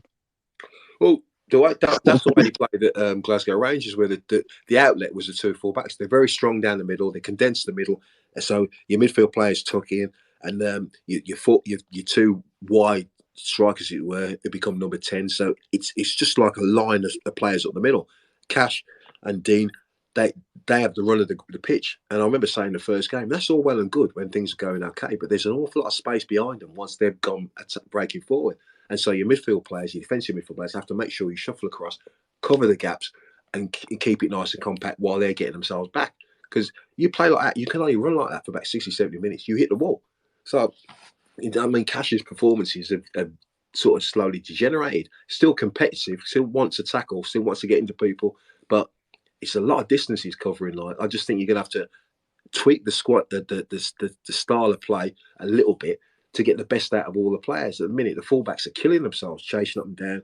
And also, what is the strength when we got the ball is also a weakness without it. Yeah, because that's like Luiz. He's like, he's sort of left in the middle on his own, isn't he? And then people's moaning about him because he's getting like bombarded with players from the opposition, and they're just beating us. And then the centre backs are all on there. Like, I feel sorry for our centre backs. They're sort of like two-man defence, isn't it? Yeah, I mean, but so when I played, our centre backs were loud and vocal all the time. So when people broke forward, they were always thinking, if this breaks down, we need to be covered. So they'd be talking to people all the time. So they never let themselves get in a situation where they could be exposed too often. We've seen quite, apart from Tyrone Mings, it don't appear too many other people are shouting and hollering. Now, if you take fans out of the game again, like when the restart happened, you could hear people shouting, and you could hear people encouraging and instructing.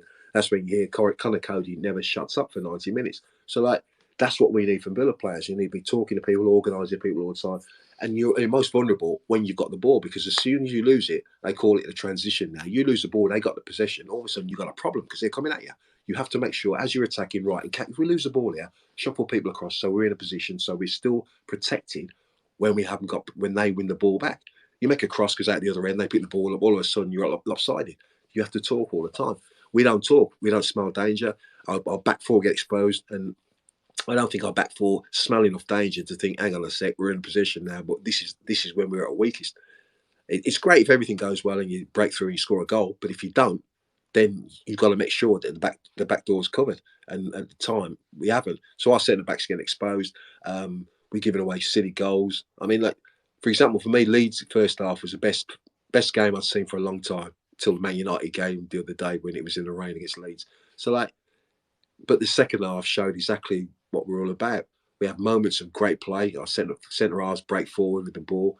We can play lovely little balls into players and give them situations to score goals. And we can't defend properly at times as well. And we take liberties at times. And just getting rid of them sort of things, tightening things up as well. But communication as a player is a massive, massive tool.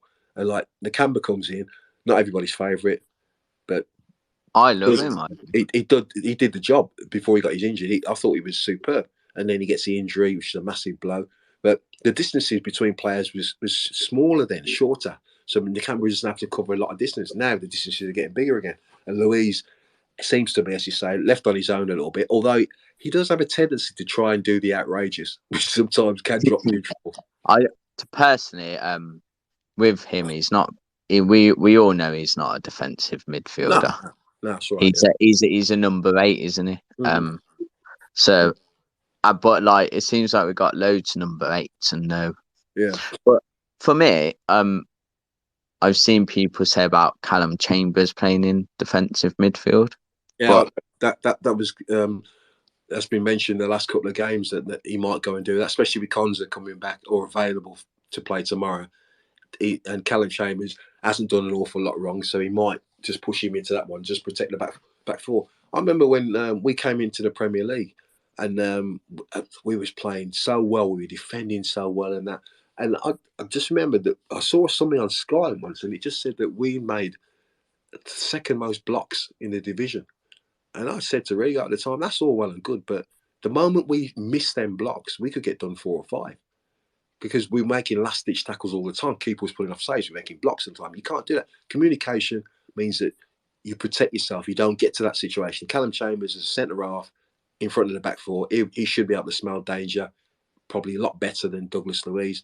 And it frees Douglas Luiz to go and play a bit further forward. And it frees need to free up John McGinn as well. The deeper he's playing, the less effective he is. And he seems to be covering a lot of ground for little joy. So you need. I want to see John McGinn playing in an area where it suits John McGinn, because when he plays, he's a fantastic footballer. The minute it looks like an effort. He looks heavy, and he's covering a lot of ground. So the manager has a lot of things to look at, to work out, and but he's got time to do it, because we've got to the end of the season, hopefully finish nicely, and then start bright next season. He'll bring a few players in, I think, start brightly next season. Yeah, you could also play Tim there though, because he's a defensive midfielder, and it'd be nice to give. I think with the players who are like currently out of form, it'd be nice to give like a youngster a go. I think. Well, I thought he was going to do that when because they were mentioning Basuma, when that didn't look like it was going to happen. I thought, well, they must think that Irregular's ready to be given the odd game here and there, but he's not been used so far. He's been on the bench a lot, but obviously they must be thinking like, we'll give him an opportunity. But like I say, between now, I don't know how many games to the end of the season, but it would be very unfortunate to get drawn into the relegation. I think we're going to be okay. So therefore, you can blood the kid and just give him a little game here and there, just get him ticking over and just get him a taste of it, because you want your squad stronger. Because this is all about how next season, the people will be judging Steven Gerrard, looking at what he does, how he does what he does. So this season, he's got a chance to tinker with it, give people games and see what they can do, learn about the players now, between now and the end of the season. So next season, we're ready to go straight out of the blocks and go and win games and compete properly. This season, let's say it doesn't mean a lot, but as long as we don't get caught up into that relegation thing, chances are we're not going to get into Europe. We're just getting up mid-table. That's fine, as long as we've learnt enough. So next season, when the referee blows a whistle for the first game of the season, wherever we are, we're giving people a game week in, week out. Yeah, definitely. That makes a lot of sense. Can you I heard you tell this story, to be fair. But I wanted to hear it again. I think you did. Did you do a podcast with Dan Bardell before? No, I've not done one with Dan. I've done one with Or was it the Claret and Blue one you did it with? With who? Claret and Blue podcast. Or was it Greg Evans you did it with? No, Greg does one with Dan, doesn't he? Mind you, I've done a few podcasts. I heard you do one before. Yeah. I listened to a lot of them. I listen. I love my podcasts. I always listen to the Villa ones. And I also listen to boxing ones as well. Right. And I heard one, and obviously it was you. And I can't remember who it was with. But anyway, you told the story about, and I thought it was quite cool. But well, it wouldn't have been cool back then for you. But when you went to training, when Graham Taylor went, and you went in your suit or something, and he told you to go back and get changed or something. Oh yeah, it was Graham Taylor's got the job as manager of Aston Villa. So like, I was laughing when I listened to it. I played for Coventry against Watford, about 3-4 years before, and that was the time we got to the semi-final of what is now the Carabao Cup, and I'd scored 2 goals at Watford and 1 at Highfield Road, and smashed up the play ever so I smashed them. So I heard the manager say to me, he said, "Graham Taylor thought you were excellent, blah blah blah." So 3, 4, 5 years later, he becomes manager of Aston Villa. I'm injured. I've been injured for a few months, but he's walked in. So I'm thinking, well, to be fair, I've got half a chance with this fella because he knows what I can do. So the first meeting, Doug Ellis walks in, and the lads have trained in the morning. Doug Ellis walks in, and he goes, "Gentlemen, I can introduce you to the new manager of Aston Villa, Mr. Graham Taylor." Graham Taylor walks in. "Thank you, Mr. Ellis," and closes the door on your way out. So then he starts talking. He says, "Right," he says, "I'll tell you what." He says, "You lot will say, who's he played for? What's he ever done in his career?" He said, "My career finished at 28. I played for Lincoln. I played for Grimsby. I had a career-ending injury." He says, "But that's my career. I went in to become a coach." He says, "Now, enough about me. Let's talk about you." And he started slaughtering people. Like, you got Tony Dorigo, Paul Elliott, and he's going, "Oh, Dorigo, have you given your best for Aston Villa this season?" Now, myself and Stevie Hunt are proper, and Gary Shaw, proper Villa men. And we've been rowing with these players most of the time because we always felt we were playing. We got relegated without a trace. And we felt we were playing with like 8 men half the time because some of them had got their escape tunnels dug and they're ready to go. So, like, he goes to Dorigo, "Do you get your best for Aston Villa?" "Yeah, yeah." He said, "Well, how come I've heard since Christmas you've been lined up to go to Chelsea?" Oh, Dorigo goes bright red. Talks to Paul Elliott. "Apparently you're going to Italy, are you?" And he starts eviscerating people left, right, and centre. Bang. You've been cheating the club because you've sorted something out. Bang. And we're just sitting there laughing like, "He's killing them, he's killing them." Not laughing too loud, but they are laughing. Anyway, he don't even look at me. And he goes, "And as for you," and he just points at me. He's got his back to me. And he goes, "You," he says, "you run around with your socks around your ankles when you're fit.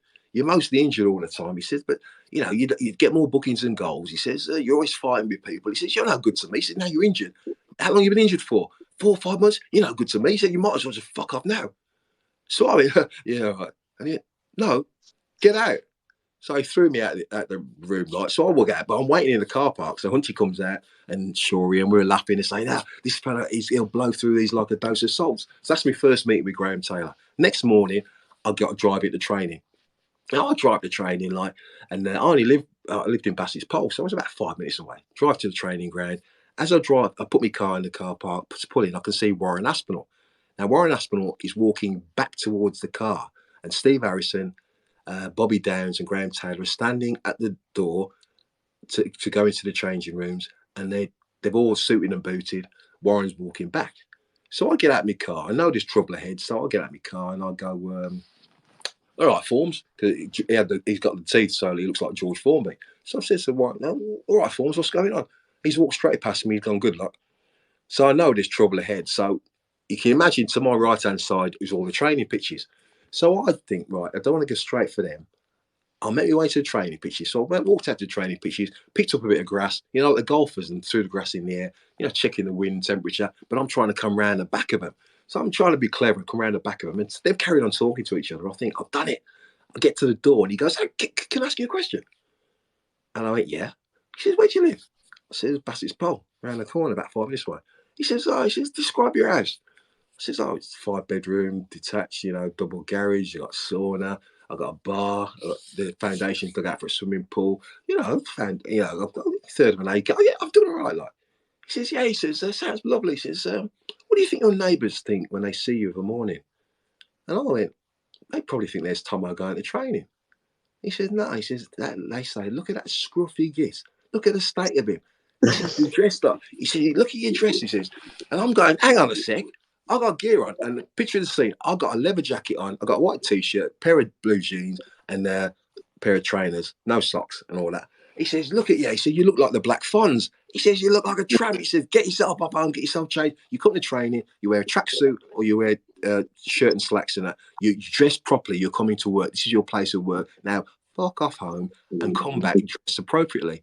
And I went, "Got it, Gaffer. From tomorrow, I'm gonna be changing and all that." And, "No, go home now." And I'm like, "You are?" He went, "Go home." I got in the car, drove back, and the missus went, "You're back early." Told her about it. She pissed herself laughing. She thought it was brilliant.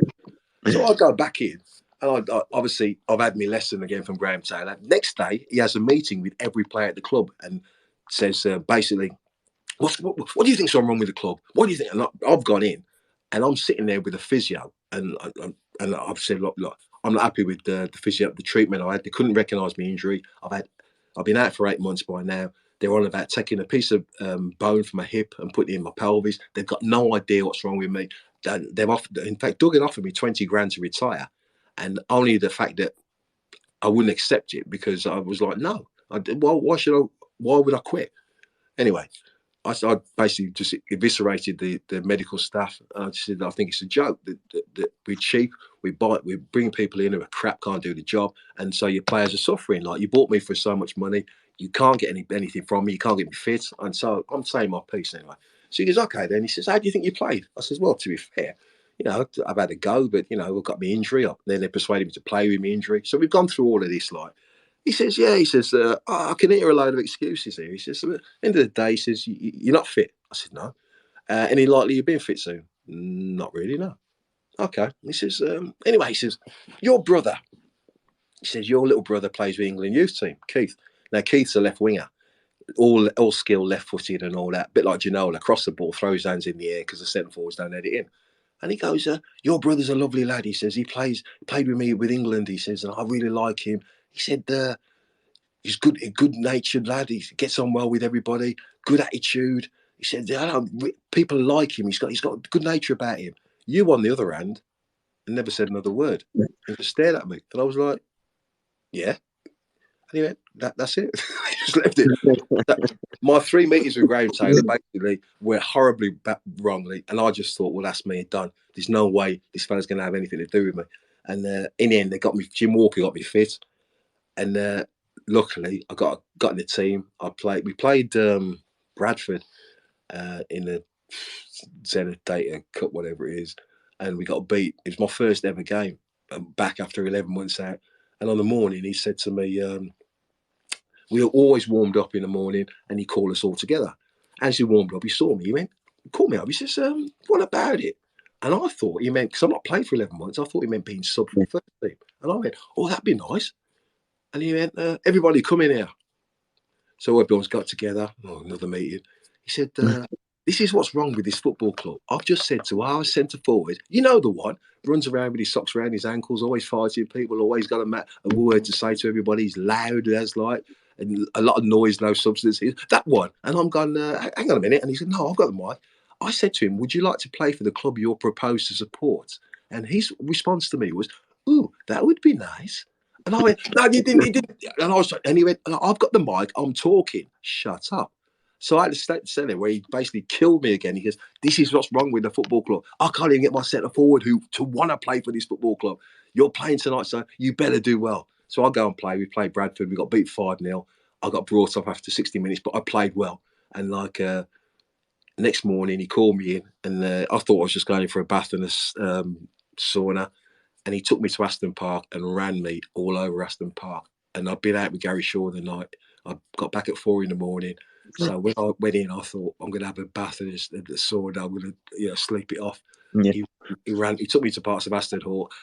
I don't ever want to see again. I've never seen before and never want to see again. So my first 3 meetings with Graham Taylor were horrendously bad. But in the end, it kind of worked out all right. But he was just what we needed. He was horrible to get what he wanted, but he got what he wanted, and we got what we wanted, which was promotion. Yeah, sometimes you have to be like that, don't you? Yeah. I mean, I never had I fell out with him when he sold me because the brother dying and different things.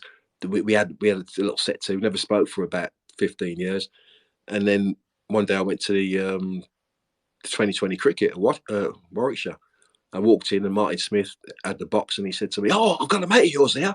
And I was like, "Who's that then?" He went, "Graham Taylor." And I went, "See you later." And I went to go. And he went, "Don't be silly, big man. Come and have a drink." And I had my nephew with me. So we sat down, we had a drink. And as you do, you have the cheese, the nibbles and all that, watching the cricket. And after about half hour, I sat next to Taylor. I've had a glass of wine. I'm like, "Now then." And I let rip about all the things that I thought he'd done wrong to me when I was at Villa. And he just basically said, yeah, I see where you're coming from. He said, but the biggest problem was, he says, you got a good nature about you. You're loud, you're boisterous, people like you. He says, you could lead people in the right way or the wrong way. He says, and also, My biggest problem was I was the manager of the football club. You thought you were the manager of the football club, so one of us had to go. And I'm like, well, if you'd have told me that, I'd have toned it down a bit. But he said, no, he says, you wouldn't have accepted it. Plus, he said, you weren't going to play. You were, with me injury coming back, he said, you ended up a good championship player. I needed a premiership centre forward. And McAnally was that man. And so, like, we made our peace and we was fine after that. But that's why it's always best to talk it. I mean, I carried a grudge with him for years because he kicked me out of the club I support. But in the end, I can see why he did what he did. And it was for the right reasons. Yeah, you just like sort of look back on it and realise that he probably meant well, didn't he? Just it wasn't what do you call it? It wasn't a loving. He was brought in to do a job which was to get Aston Villa promoted. His long-term aim was to be England manager, and to get the England manager, he had to get Aston Villa promoted and do well in the Premier League the next season. He did that, and so he got what he wanted, which was that, and he came back to Villa again because he found that was the best club he'd ever represented, and he loved it. And I never fall out with people. Johnny Giles told me, and I saw his son the other day at Gary Shaw's birthday party, and he said, "Oh, you okay? Me and my dad." I said, "Yeah." And for some reason, I don't know if he read something in a podcast from what I've said in podcasts that I had the ump with Johnny Giles, but I scored more goals than Johnny Giles than I did with any other manager. He got the most out of me, but Johnny Giles was a demanding man. But if you play for Leeds United, who were the best team of the era, or the dirtiest team of that era, dirty Leeds. Yeah, then you're going to demand the best of your players. He demanded the best out of me, and he got the best out of me. So therefore, I've got no reason to agree with Johnny Giles. I'll be more agreed with managers that didn't get the best out of me because they didn't know how to push me buttons. John Giles, Ron Wiley, Gordon Milne, Dave Sexton, Stevie Coppell, Jerry Francis, managers that I had, they knew how to push me buttons. They got the best out of me. End of the day, we're all happy. I want to score goals. I want to play for good teams. I want to play with good players. He did the same. Jerry did the same with Les Ferdinand. Play at QPR with Les Ferdinand. You end up playing with a centre forward that I look at like, Lord. And luckily, I was 31 by then, so it was a game over for me. But I'm looking at Les Ferdinand. I'm like, this kid's a monster. But you still got to get the best out of these people. And that's what these managers are paid to do. And that's why the Lukaku thing, I'll just see him on telly you now. This is all wrong because Tuchel's job is not to belittle him. His job is to get the best out of a player you've just spent £100 million on. That's your job. And the managers I had got the best out of me. I fell out with them. I fall out with everybody. But he got the best out of me. So it's a win-win. We don't have to love each other. We don't just have to do the best we can for our football club, the club that's paying our wages. That's the way I see it. I heard someone say, Sean Dyche yesterday, talking about players. He says, I always tell them, leave your ego at the door. You come in, you're representing the team, you're working for the team. And that's the thing. As players, put the ego to one side. You always want to be the greatest and it's all about you. But the team has to win. That's what it's all about. And the team wins, the team progresses. We all benefit. Yeah, definitely. What do you well, I know we shouldn't speak about people who's passed or whatever, but what did you think of Doug Ellis when you was there? I don't speak bad of the dead. Doug Ellis, so I won't say an awful lot about Doug. We had our set two. We had a bad thing between us. He was the manager of the chairman of Aston Villa. He did a lot of good things for Aston Villa, but he had a tendency to do deals that suited Doug Ellis. So at the end of the day, I won't speak bad about him. So I can't say an awful lot about him but I also think, as a chairman, he did a great job for Aston Villa because he could have followed the Leeds thing at the time and bought every player known to man, paid them ridiculous money, and it was bankrupt. He didn't do that, and we ended up staying in the Premier League. And to be fair, so as a chairman, he did a very, very good job and ended up selling us to Randy Lerner. He made a lot of money, but the club was in a better position. So as his chairmanship was very, very good. A lot of players in his chairmanship weren't happy with their treatment at times with him, but such is life. We all learn. Yeah, I remember seeing him at. I went to Villa and Blues at St Andrews, and I remember seeing him. Yeah, did he have a Rolls Royce? Didn't he? Yeah. I remember seeing him leaving in his Rolls Royce. DE1, wasn't it? Yeah, that's the one. Yeah, and we just we won. It was. I'm not a fan of him personally. He went to the same year as me in school. He went to the same school as me, Gabby Abonlahor. Oh, was it Gabby scored the goal in the last minute? Yeah, I was there. I was there. Yeah. And I remember seeing him leave, and the Blues fans, being Blues fans, were spitting all over his car and stuff. And I'm just like, it's just like you can't buy class. You can't buy class. No. I mean, why would you do that? He was like, how old was he then? Jeez. Exactly. I mean, even all of us players that had the ump with Doug at the end. I mean, you make your peace with people. Like, I'm one of them. I fall out with you. If I fall out with you, you'll know we fell out. But within 10 minutes, it's done. I say my piece, you say my piece, we move on. And Doug, I had my arguments with him, but then it was done. I saw him years later, and I was at Villa. I was doing a corporate summit. I was walking up the steps, as it were, and he was coming down, but he had his son, and his son was helping him, like. And he walked past me, and he sort of nodded, and he smiled at me and that. And he's getting on a bit now. And he's nods and smiles. So naturally, I ain't got no grudge now. I nod and smile. And he goes, as he's walking past, he says to his son, is that Damien Atkinson? And I turned around and went, you fuck. And I just turned, he started smiling. And I went, yeah, good and mystery. You got me there. And I said, I mean, at the end of the day, you have a laugh, you take the mickey, whatever. You fall out, you move on. Life is too short for grudges. And like, I tell people that the story about Doug, because it just shows years later he can still take the mickey out of me, and we can still get on, as it were. Yeah. Yeah, Damien Atkinson was a class player as well, wasn't he? He was some player, definitely. Lovely kid as well. I knew him when he was at Ipswich as a kid. Then he got the dream move to Villa. Hell of a player, fantastic talent, just almost wasted talent. He should have done better with his career than he did, because he was such a gifted footballer. Yeah, it's him and Dean Saunders, wasn't it? Yeah. I remember those days. I remember a bit. I think because I was I think I was 8 years old when we won that League Cup thing, and then we won the other one 2 years later. Yes, but that's the last time we won anything. Jeez. That's right. Yeah. Well, unless you count the playoffs or maybe the Intertoto Cup, I suppose.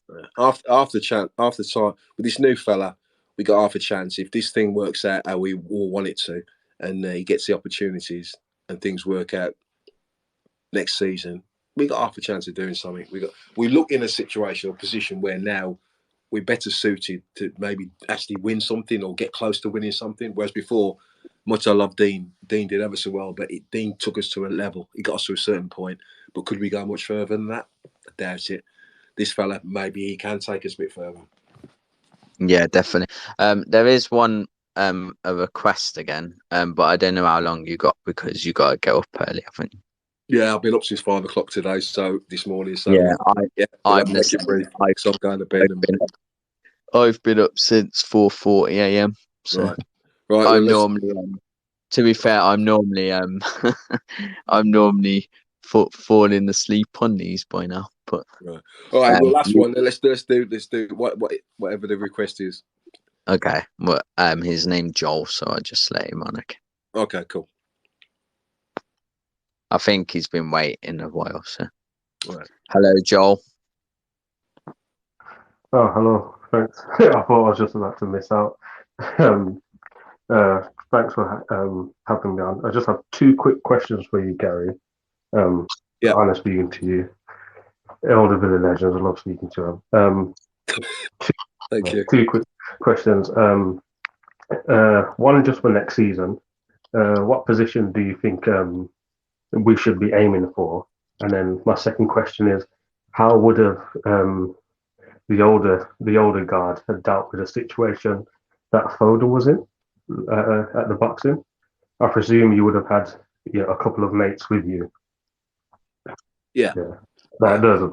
I mean, answer to your first one, Dean Smith had done a brilliant job, took us from the middle of the Championship to 12th or 13th in the Premier League.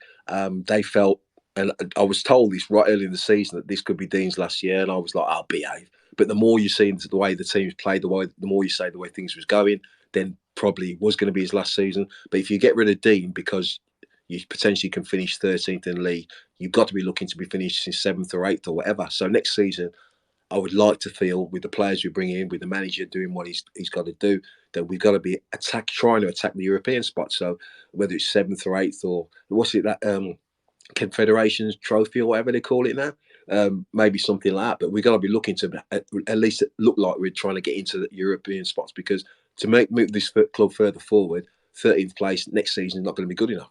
That last season was acceptable. Well, happy. This season we'll take it, but next season we got to be looking to be in the top 10, but looking to finish in around European spots.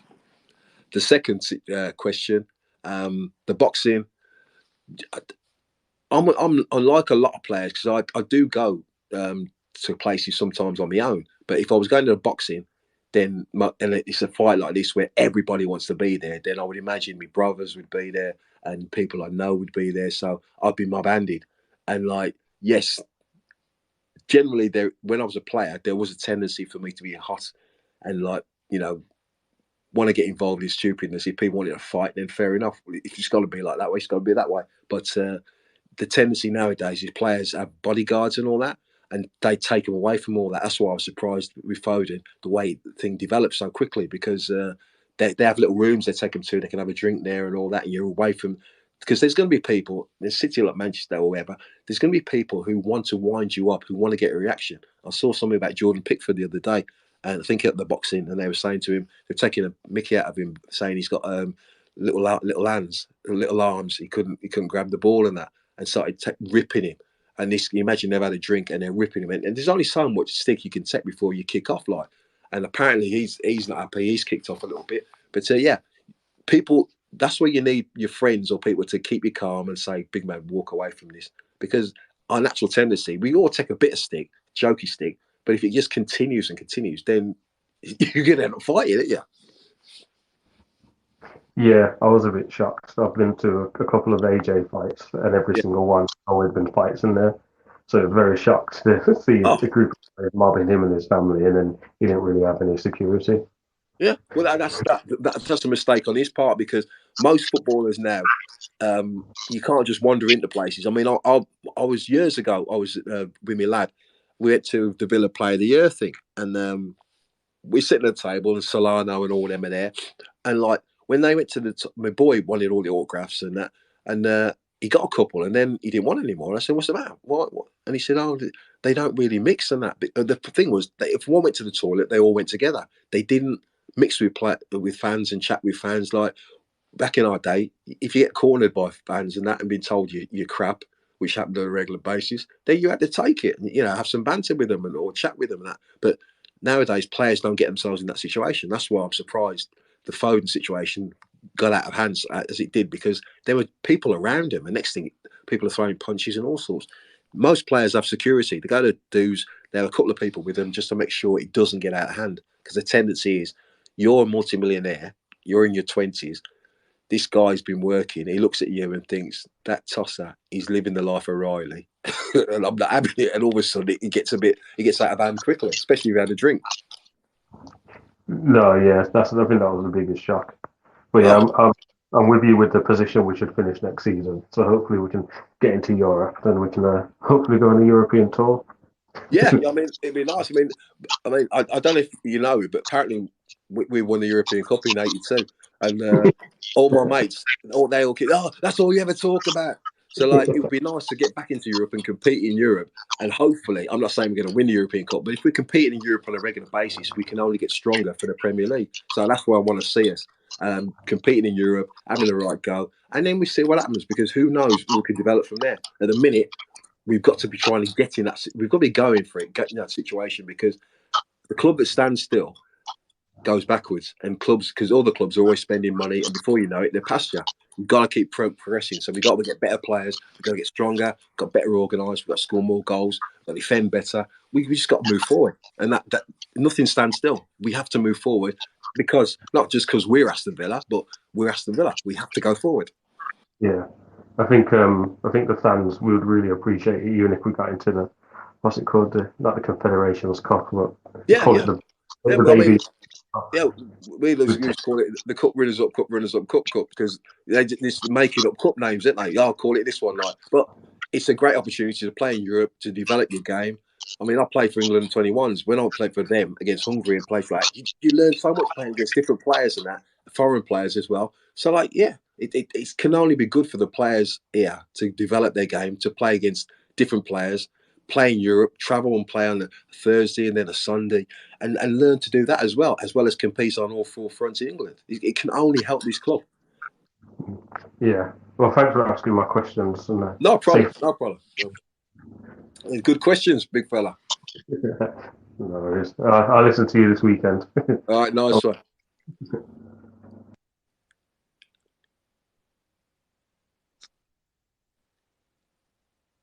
What time do you have to get up tomorrow? I will be up at 6 o'clock tomorrow. They're picking me up, take me to Brighton. I think we got to be there. We got to be there 3 hours before, so we'll probably leave about 8. And make sure, just in case there's any problems on the motorway, they always like to leave a bit early, because if you get there and you're late, then there's dead air. There's no one talking. So they like to make sure they're there, and that way we sorted. So I'll be loving the leaving in a minute and going to bed, and hopefully, get up ready for this. Hopefully, the resurgent Aston Villa against Brighton tomorrow. Well, I'm hoping so too. We need a reaction, don't we, from the last two? Well, Newcastle was as bad as I've seen us, and then say like the Leeds game, we thought, well, the second half it was like a defeat in the end, like getting a draw against, because you could see the goal coming. So you think, right, well, Newcastle, you fancy us against Newcastle. Newcastle beat us up, and they're hopeless, by the way. People go, oh, the resurgent Newcastle do that, they're hopeless. So like they get a result against us, and then you think, well, Steven Gerrard says there's going to be changes, and that was one thing that worried me. Steven Gerrard sat down in the dugout 15 minutes to go. The game was done. Put his hands around shrugged his shoulders, wasn't happy. And you could see he weren't happy. And then apparently he did it again Saturday as well. So there's moments where he said, that's it, I've had enough of this. So hopefully there'll be changes, but they've got to be changes to win us a game, but still get a reaction out of his team. And like, I'm fully expecting us to do well tomorrow, because I don't believe, but I'd be very surprised if we could play 3 games that bad on the bounce. Yeah, definitely. Me personally, I know I'm not a manager, obviously. I didn't do any badges like you did, but me personally, I think we need to change it. I just think we need give some other players a go. You know what I mean? It's not really fair. They're sitting there waiting on the bench, watching the other players. Basically, they're not playing great. So I think, obviously, you're not going to change the whole squad, but you could change some of them, couldn't you? Yeah. I mean, you don't put in 6 players, but you put in a couple. He said he was going to make changes. He was fair to the players and gave them a chance to redeem what they did. They didn't take the chance, so they've got no excuse if he makes 3 changes tomorrow. And he should make changes, not just to prove a point, but if you don't make changes and they play badly again, where do you go from there? Because they know that regardless, whatever happens, they're probably still going to play. Yeah, exactly. And you've got to leave a couple out just to get them on their toes. Yeah, that's where attitude comes into it, doesn't it? Because then they're just going to shrug their shoulders and think, well, I'll still play anyway. Who cares? Exactly. If you know you're going to play every week, good or bad, then you have a bad game, you're going to play. You have a good game, you're going to play. So, you're not going to, I've got to play because he's going to take me place. You're Ollie Watkins. You're thinking, if I don't do well score, Danny's going to take me place. But if you're playing, for example, if you're Matty Target before we bought Luca Dean, then regardless how you play, you know that unless Ashley Young comes in, you're going to play. You can't have that. You need Steven Gerrard, when he said he wanted competition for places, two players in every position. That's what he wants. And that's the only way to get real competition in the club and get people driving forward, because then they're worried for their place. Competition brings out the best in everybody. Yeah, definitely. I would definitely agree with that one. Right, big fella. Well, thank you for coming on. It's been great to talk to you. I'll do it again. It's just that I've been. It's been a long week. Yeah, I'll be asleep in the car down to Brighton. Well, they'll be taking a mickey out of me. I'll definitely have you on again if you want to come on at some point soon. Yeah, no problem. Yeah, because there's loads more tales of different things and stupidness and whatever. Yeah, and talk about Villa. Yeah, not a problem. Yeah, that's great. Thank you. All right, nice one. Good to play. Good people asking questions as well. The questions were nice. Yeah. You gotta let them on sometimes. I'll try and do it a bit like a radio show. If you get one. Yeah. Like a bit like you know what I mean. Yeah. Cool. Well, good night, and All right. thank you for coming on. Nice one. Enjoyed it. You take it easy, big fella. And I'll read your book one. I'll finish it one day. It's a big book. It might take a bit of time, but enjoy it anyway. I always try and read it, and I'm just too tired because I get up so early every day. It's just. What you want? I mean, I got books here. Mark Hateley's book and a new Maradona book. I've got loads of books, and I keep as soon as I go on holiday for a couple of weeks, then I'll take a load and just sit and read. But during the day to day, you very rarely get the chance to sit down and read. I mean, I've got grandkids on Sunday, so obviously I ain't going to get an awful lot done there. So you just never have time. Oh, holidays when I do me reading. Yeah. Okay then. Well, thank you very much. No problem. You take it easy. Cheers, everybody. Good night. Yeah. Good night. Cheers. Cheers, Garry. Bye. Right. See ya.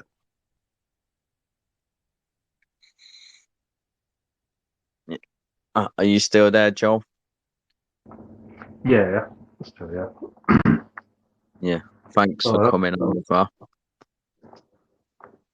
And thanks to Ben for coming on as well. He's still listening. I seen Joel, you're an actor, are you? Yeah. How's that going for you? It was going well before we got hit by this pandemic. then it slowed down a bit, but get things back on track now. Yeah, hopefully. Have you got anything coming up, sort of thing, to look out for? No, I've literally just come off the hiatus. Just going back on the books. And my headphones just died. You sort of gotta just like wait to be like called up, sort of thing. Is that how it works? Yeah, pretty much. Just wait until. Yeah, wait until my agent or something. I mean, like, my brother, he's not an actor or anything, but like, I mean, he tried it. He did drama and everything at school, and I think like he was in Casualty just like as an extra and stuff like that. I think like that gets you started in it, and then if you like meet people along the way, you get put in other things and stuff. Yeah, well, yeah, that's where I was until I was, I'd been in a couple big things, and then just saying one liners and then being recalled for things, and then it's like, oh yeah, pandemic, cool. We're not filming in the UK anymore. Or if it was, it's Mission Impossible being filmed in Birmingham. Kind of ruined it for you. Yeah. So you said you went to some AJ fights or whatever. Say that again, sorry. Oh yeah, AJ fights. Yeah. Him and U6 should be in May, shouldn't it, I think? Yeah, I'm a bit I was thinking about that today because obviously U6 gone back home, hasn't he? So I was a bit a bit like, obviously there's more important things than that at this moment for U6 and for everyone else, but it's just a bit like, it's just, obviously it's like, it was such a big thing for U6 to follow in like the Klitschko's footsteps, and then now he was going to have a big rematch, and then obviously that's going to be delayed even further because of someone's opinions, basically. But no, I think because Vitali, he's mayor of the capital of Ukraine. I mean, I've been following it. It's horrible for them. You can't imagine it, can you? Just like one day you're asleep and then the sirens going off. That sound is horrible as well. Yeah, I got I know a family that live in Ukraine, and, like, good friends with them. They run an ice cream shop in Brighton. And Oh, it's okay. it's like not Brighton, sorry, in Bournemouth. It's really, Cool. really nice. Well, I just speaking to them the last couple of days, and it's just devastating. Yeah. Well, you can't imagine it really unless you're in it. Really. Yeah, it's a big reality. It's all right. It's all right watching it on the TV when you're not in it. Yeah, I big was reality thinking, check when you have a bad day, and then you look at the news and you're like, okay. yeah. I was thinking of doing, if I get time, maybe you could do it with me at some point. I might do like one of these spaces, but like a boxing one. Yeah, I'm always up for talking for boxing. I mean, because for me, like on my personal Twitter, I mean, and actually, Connor Ben follows this one actually as well. But Connor Ben follows my personal one as well, and I speak to Jordan Thompson quite a lot. You know Jordan Thompson, cruiserweight. Nah, but to be honest, I only really know two people really in the British cruiserweight. It's, a Coley and a Chamberlain. Yeah, Coley's fighting Sunday, and yeah. Well, Jordan Thompson, if you look him up, if you get a chance or whatever, he was a bit like Dillian White. He did like MMA first, like Okay. and then he does boxing now. But yeah, he's undefeated, as well, and he was, I think he was with Frank. Is he with? I think he's with Frank Warren, or he was with Frank Warren. Now he's with Matchroom now. So now he might be with Eddie Hearn now, I think. Yeah. So I wouldn't be surprised if like the next Eddie Hearn one, he might even be on the next Eddie Hearn one. I don't think he's been put on the undercard for Sunday for a Coley, but soon he might be on. But like he said he'd come on, sort of thing. Oh, okay.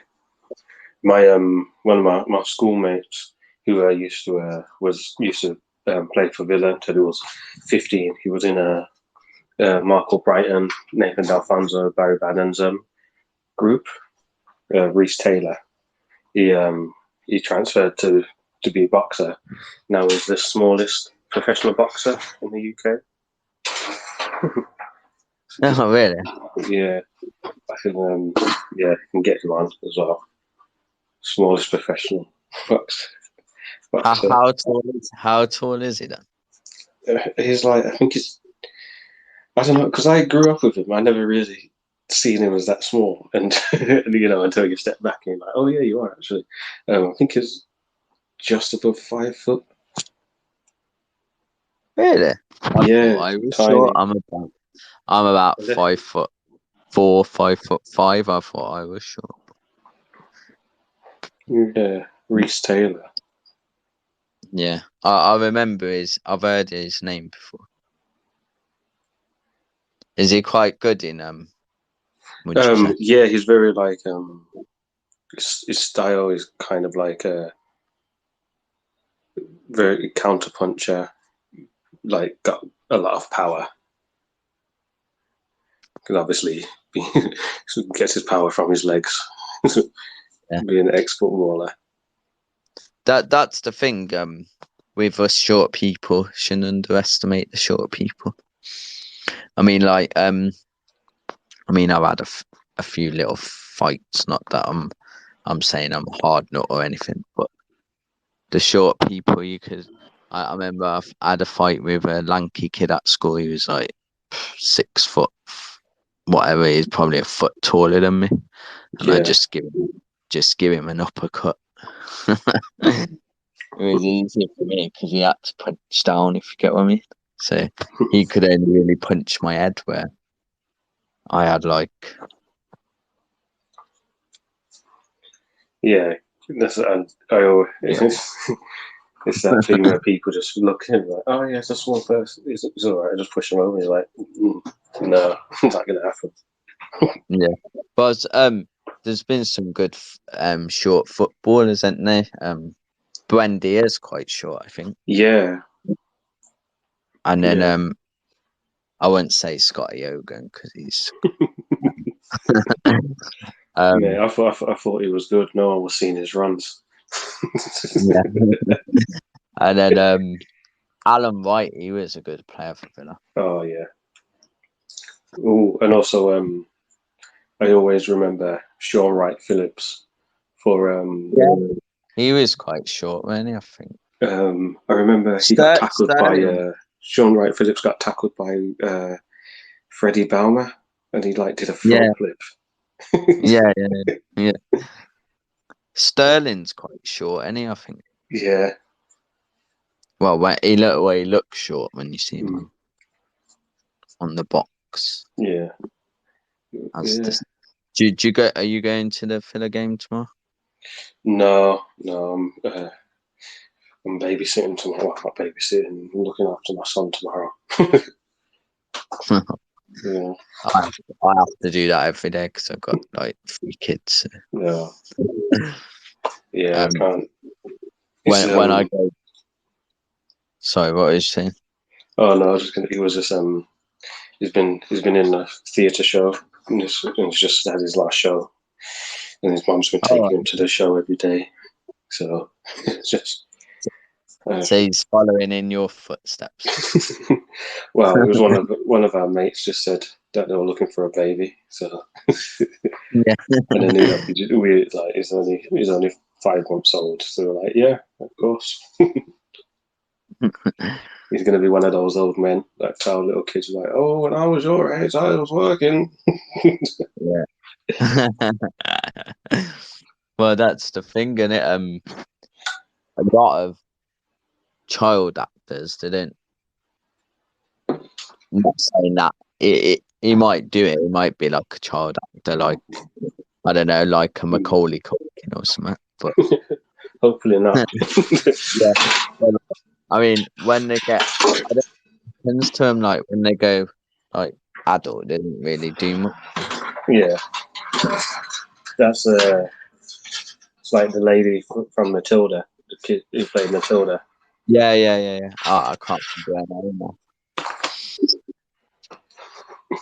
I know what you mean. My kids love Matilda. I watched it 500 times. Yeah. Well, yeah, she looks exactly the same, just an adult. Which is a bit weird. It's a shame actually because do you know Adam Deacon? Yeah. Yeah, he followed me. He followed my personal account at one point. Maybe I could have put your name forward or something. Yeah, he's working on a new film now as well. Yeah, you could have been in that, couldn't you? Can you do a bit of ghetto? A bit of. Yeah. Oh, sugar. No, I'm gonna have to shoot off. I'm gonna have to make a bottle. Yeah, no worries, mate. No, but yeah, it'll be next Friday for the next episode. But yeah, next Friday is Craig Heskey, who is Emil Heskey's cousin, and he played non-league football and he's a coach at Leyton Orient. So okay, that's a good one. Yeah. So he said to me he might be able to help me get Emil Heskey on here. So me personally, when he played for Villa, I actually think Emil Heskey is a decent player. I think most people when he plays for your team, you appreciate what he does more. Yeah, exactly. A bit like Keenan Davis. I like Keenan Davis. Other people don't. So it's one of those. All right, I'm gonna have to shoot. He starts crying. All right. Good night, mate. No rest. Bye bye. See you later. Bye. All right, How's Ben. it going? You okay? Yeah, good. Thank you. Thanks for coming on and speaking to Garry. It's nice to get people because obviously I'm just going with the flow, if you get what I mean. So I don't have anything written down or anything. I'm just going with the flow. So sometimes you're a bit like, No. I thought you done very well. So first space I've joined, I thought it was very good. thank you. So I knew Garry anyway. Obviously through the Villa, but I used to work for the Neaton Football Club. Like Oh yeah. they're in. Well, when I worked there, they were in step 6 or step 2 of non-league. And it just so happened that the manager at the time, Kev Wilson, used to play for Chelsea and Derby. He was he set up a basically like an agency, football agency, and Garry was one of the consultants. Yeah. So yeah, they basically worked together. So no, say as soon as I got the notification, I was keen to jump on. So cheers for letting me on. No worries. It's only me and you now, so. but yeah, to be fair, Gary's a sound bloke. I mean, I never really mentioned it on here because when everyone was listening, because I don't really want I'd feel bad if like loads of people started messaging him and requesting things or stuff. But Yeah. like you said with the birthday message for your dad, he did that for my dad as well. So yeah, honestly a top bloke, and I think just on this alone, he comes across as a very down to earth, genuine bloke. So you can't ask for any more when you're speaking to an ex Villa player, really. he's definitely someone you could go to pub with and have a pint, isn't it? And have a chat with him. Yeah, definitely. Yeah. So like he's done like quite a lot for me. Stuff that, I mean, I've never met him personally either, which is so. I think it was like, I think he followed me or I followed him like quite a while ago. Yeah. And I think it was the first lockdown. So basically, because on Facebook, I don't know if you have Facebook, I don't know. Yeah, I do. Yeah. Yeah, I got a page on there as well, the same AVFC for life. I think I got like on there though, I've got like 11k followers or something. Oh, okay. So that one's a lot bigger than this one. But I haven't had this one as long, so I'm still like building up, so to speak, or whatever. But there was a bloke messaged me and just said basically, my dad's got cancer, whatever. Is there any chance that you could help me get like maybe a phone call for his dad from an ex Villa player? Okay. So I was like, yeah, I'll see what I can do. I managed to get him 5 actually. I think it was 5. So Garry Thompson was one. Garry Thompson rang his dad. Brian Little rang his dad. Mark Bosnich rang his dad. Yeah, Mark Bosnich rang all the way. Yeah, rang his dad as well. Yeah. I did very similar for my say Adrian, who jumped on earlier, and that's Yeah. man. Say it was his 50th just then, so obviously slightly better circumstances than you just mentioned, fortunately. But I did similar for him. I basically collated a bit of a happy birthday message. I've got a couple on my Twitter if you have a look. But Yeah. I to be honest, I did loads better than expected. Just by constant spamming ex players with messages. I got Teal, Martin O'Neill, Ian Taylor, Paul McGrath. How did you get sorry to interrupt. How did you get Paul McGrath and Martin O'Neill? Because to be fair, Ian Taylor's another one who's done loads of videos for me and that. Yeah. Because with the one on Facebook, you get loads of people messaging saying, "Could you do this or whatever?" So Yeah. I mean, let's get fed up of me messaging and asking. To be fair, but Yeah. Do you know what, mate? Half the time it's just pure luck. You've got to, when, these people like Paul McGrath. I messaged all these guys on Insta, and bearing in mind Paul McGrath's got 50 odd thousand followers. My message would go straight into his request folder. You've got to be you.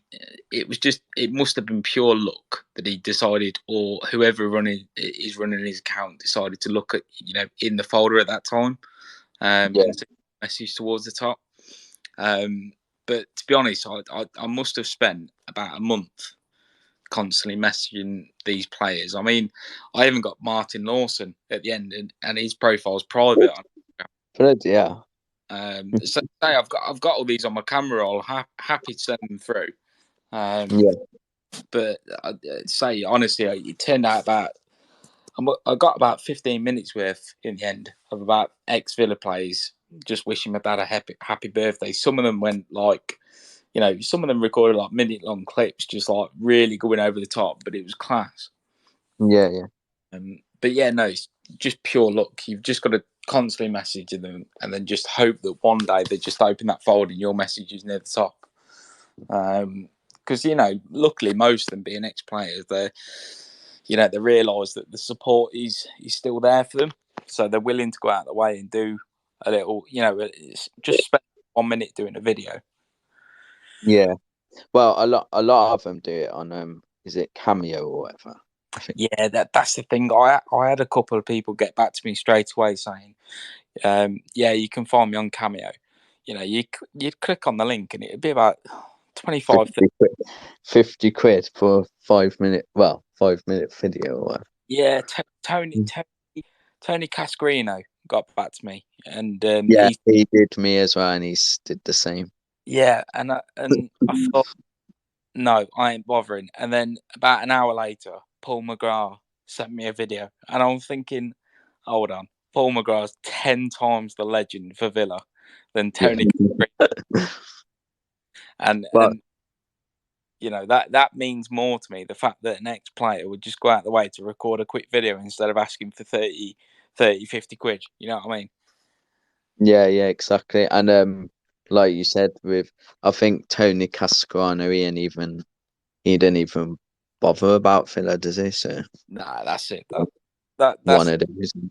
That's the difference. I mean, I'm 24 now. I'll never be a professional footballer, but I think, these guys that are now in the 50s and that, I think, surely they must get a buzz from the fact that, 20, 30 years after their playing career, they're still getting people, beg for, just a quick video message. It makes someone's day and it takes 1 minute out of their time. Yeah, definitely. I mean, like me, I've had Carboni. Yeah, Carboni did one for me before. If you ever want me to let you know how I got it, I sent him an email. And I also did Stephen Warnock. He did one as well. Yeah. And I think James Chester as well, actually. And they was all through emails, but I think James Chester, I had to email his agent or something. Yeah, that's the thing. I mean, to be fair, a lot of these, especially the ex-players that aren't really media savvy, they've all got people running their accounts for them. So a lot of the time, it's difficult to actually get through to them. Yeah, I mean, like on my personal one, I've got Conor Hurahan. Oh, okay, yeah. Basically my mate, he's a Villa fan, obviously, and his mom, she had cancer and she was dying, and he said, basically, obviously they didn't. You don't know how long they're gonna have or whatever, but he said, her favorite player was Conor Hurahan, and would I be able to get her signed shirt. I was like, I don't know about that. I've never messaged him or anything. And I noticed as well, like I did a tweet. I think it was on my personal account, not on this one, and it went viral. And then I had like Dan Bardell and I think it was Deck Pierce, the radio presenter. Yeah. They both DM'd me and they said we'll try and help you or whatever. They obviously seen it, and then Connor Horahan sent his mum a worn Villa shirt, which was nice. And then like he's still in my DMs. He's sound. I message him now again or whatever, and he replies. So. Yeah. To be fair, I mean, obviously, throughout the pretty shit last couple of years that we've had, I think he's one of the few players that springs to mind that genuinely just went out there every time and just tried his very best every time he wore that Villa shirt. I don't think he'd make the cut now that we're in the Prem and pushing for top half. But I think genuinely in the last couple of years, when you think of like a Villa player that would go out there and give their all for 90 minutes, Conor Horahan's one of the very few that springs to mind. Yeah, he's a good player, isn't he? I don't think he gets much game time at Sheffield United. Yeah, I mean, to be fair, Sheffield United for the league, I mean, obviously they've got a pretty strong squad anyway. I know obviously he's knocking on a bit, to be fair, but to be fair, he's in the Championship. He's got to be in the starting 11, really, isn't he? He's a very solid centre mid. Do you reckon they'll sign him permanently? Because obviously he ain't coming back to Villa, we know that. But do you reckon? Because when you don't think they will? No. So I definitely don't think he'll be coming back to Villa. I think Sheffield United. Do you reckon they'll sign him permanently or? Yeah, I think they probably think he'll go back to Swansea. I think he had a good spell there, didn't he? He bagged quite a few goals. I mean, I reckon he'll see out the rest of his career in the Championship, no problem. Yeah. Well, he did what he wanted to do, didn't he? He wanted to be a Premier League player, so he achieved. And say for the short time, he did solid as well. I think he just went in with a shout in the end, was he? He was never going to be in ahead of the likes of McGinn, Louise. But I think all in all, in the spell that we had in the Championship, what a solid centre mid. And we could do with him taking these free kicks, to be fair, because I don't know what they're doing with these set pieces nowadays. Oh mate, it's frustrating that Coutinho's not on them. We've got Douglas on free kicks at the minute. It don't make sense to me at all. And corners. What the hell is going on? Jeez.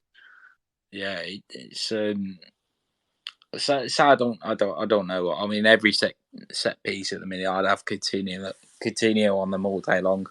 Or you could have Luca Dean. He would be good as well. Yeah, well, I think he's been on a few of the left hand corners, hasn't he? But free kicks, every time there's a free kick on the edge of the box, for example, he just seems to walk away from it. And for me, I'd have him on them all day long. Yeah, definitely. Yeah, no, just fingers crossed we can get a result tomorrow. I think the last couple of games have been absolutely shocking, to be fair.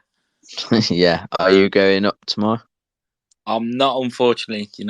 These days I'm tied down with the missus, but I try to get down when I can. The last game I made was, when was it? It was Gerrard's first game against Brighton. And to be fair, I thought we played very well that game. And I thought the first, I'm going to say 3 or 4 games under Gerrard, I thought we were unbelievable, really. I really noticed the difference in the way we were playing football in general. But the last couple of games, I don't, it's like watching a different side. Yeah, definitely. Do you live in Birmingham's? Do you? Nuneaton. So Nuneaton. Yeah, yeah, you did say that actually. Sorry. yeah, about 30 minutes away. So yeah. Yeah, I don't live in Brom. I live in Gloucestershire now. So Oh, okay. for me, I am from Birmingham, but Yeah. when I was about 17, I moved. Well, it was my mum and dad. They moved down to Western-super-Mare, or Breen or whatever, where all the Brummies like to go for some reason. But Yeah. and then I was down there for about 7 years, and then I met my missus, who I'm with now and got kids with, and she lived here. So because she used to go down Breen or whatever. Yeah. So then I moved here, a little town called Tetbury. So it's all right. But again, I'm the same as you. I mean, I've only been to. It was meant to be 2 games, but the first game was the Everton game. I think we won 3-0. I think. Do you remember that one?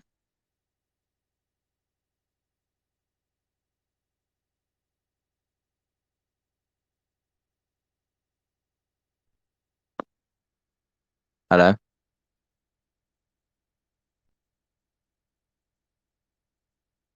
It's gone quiet.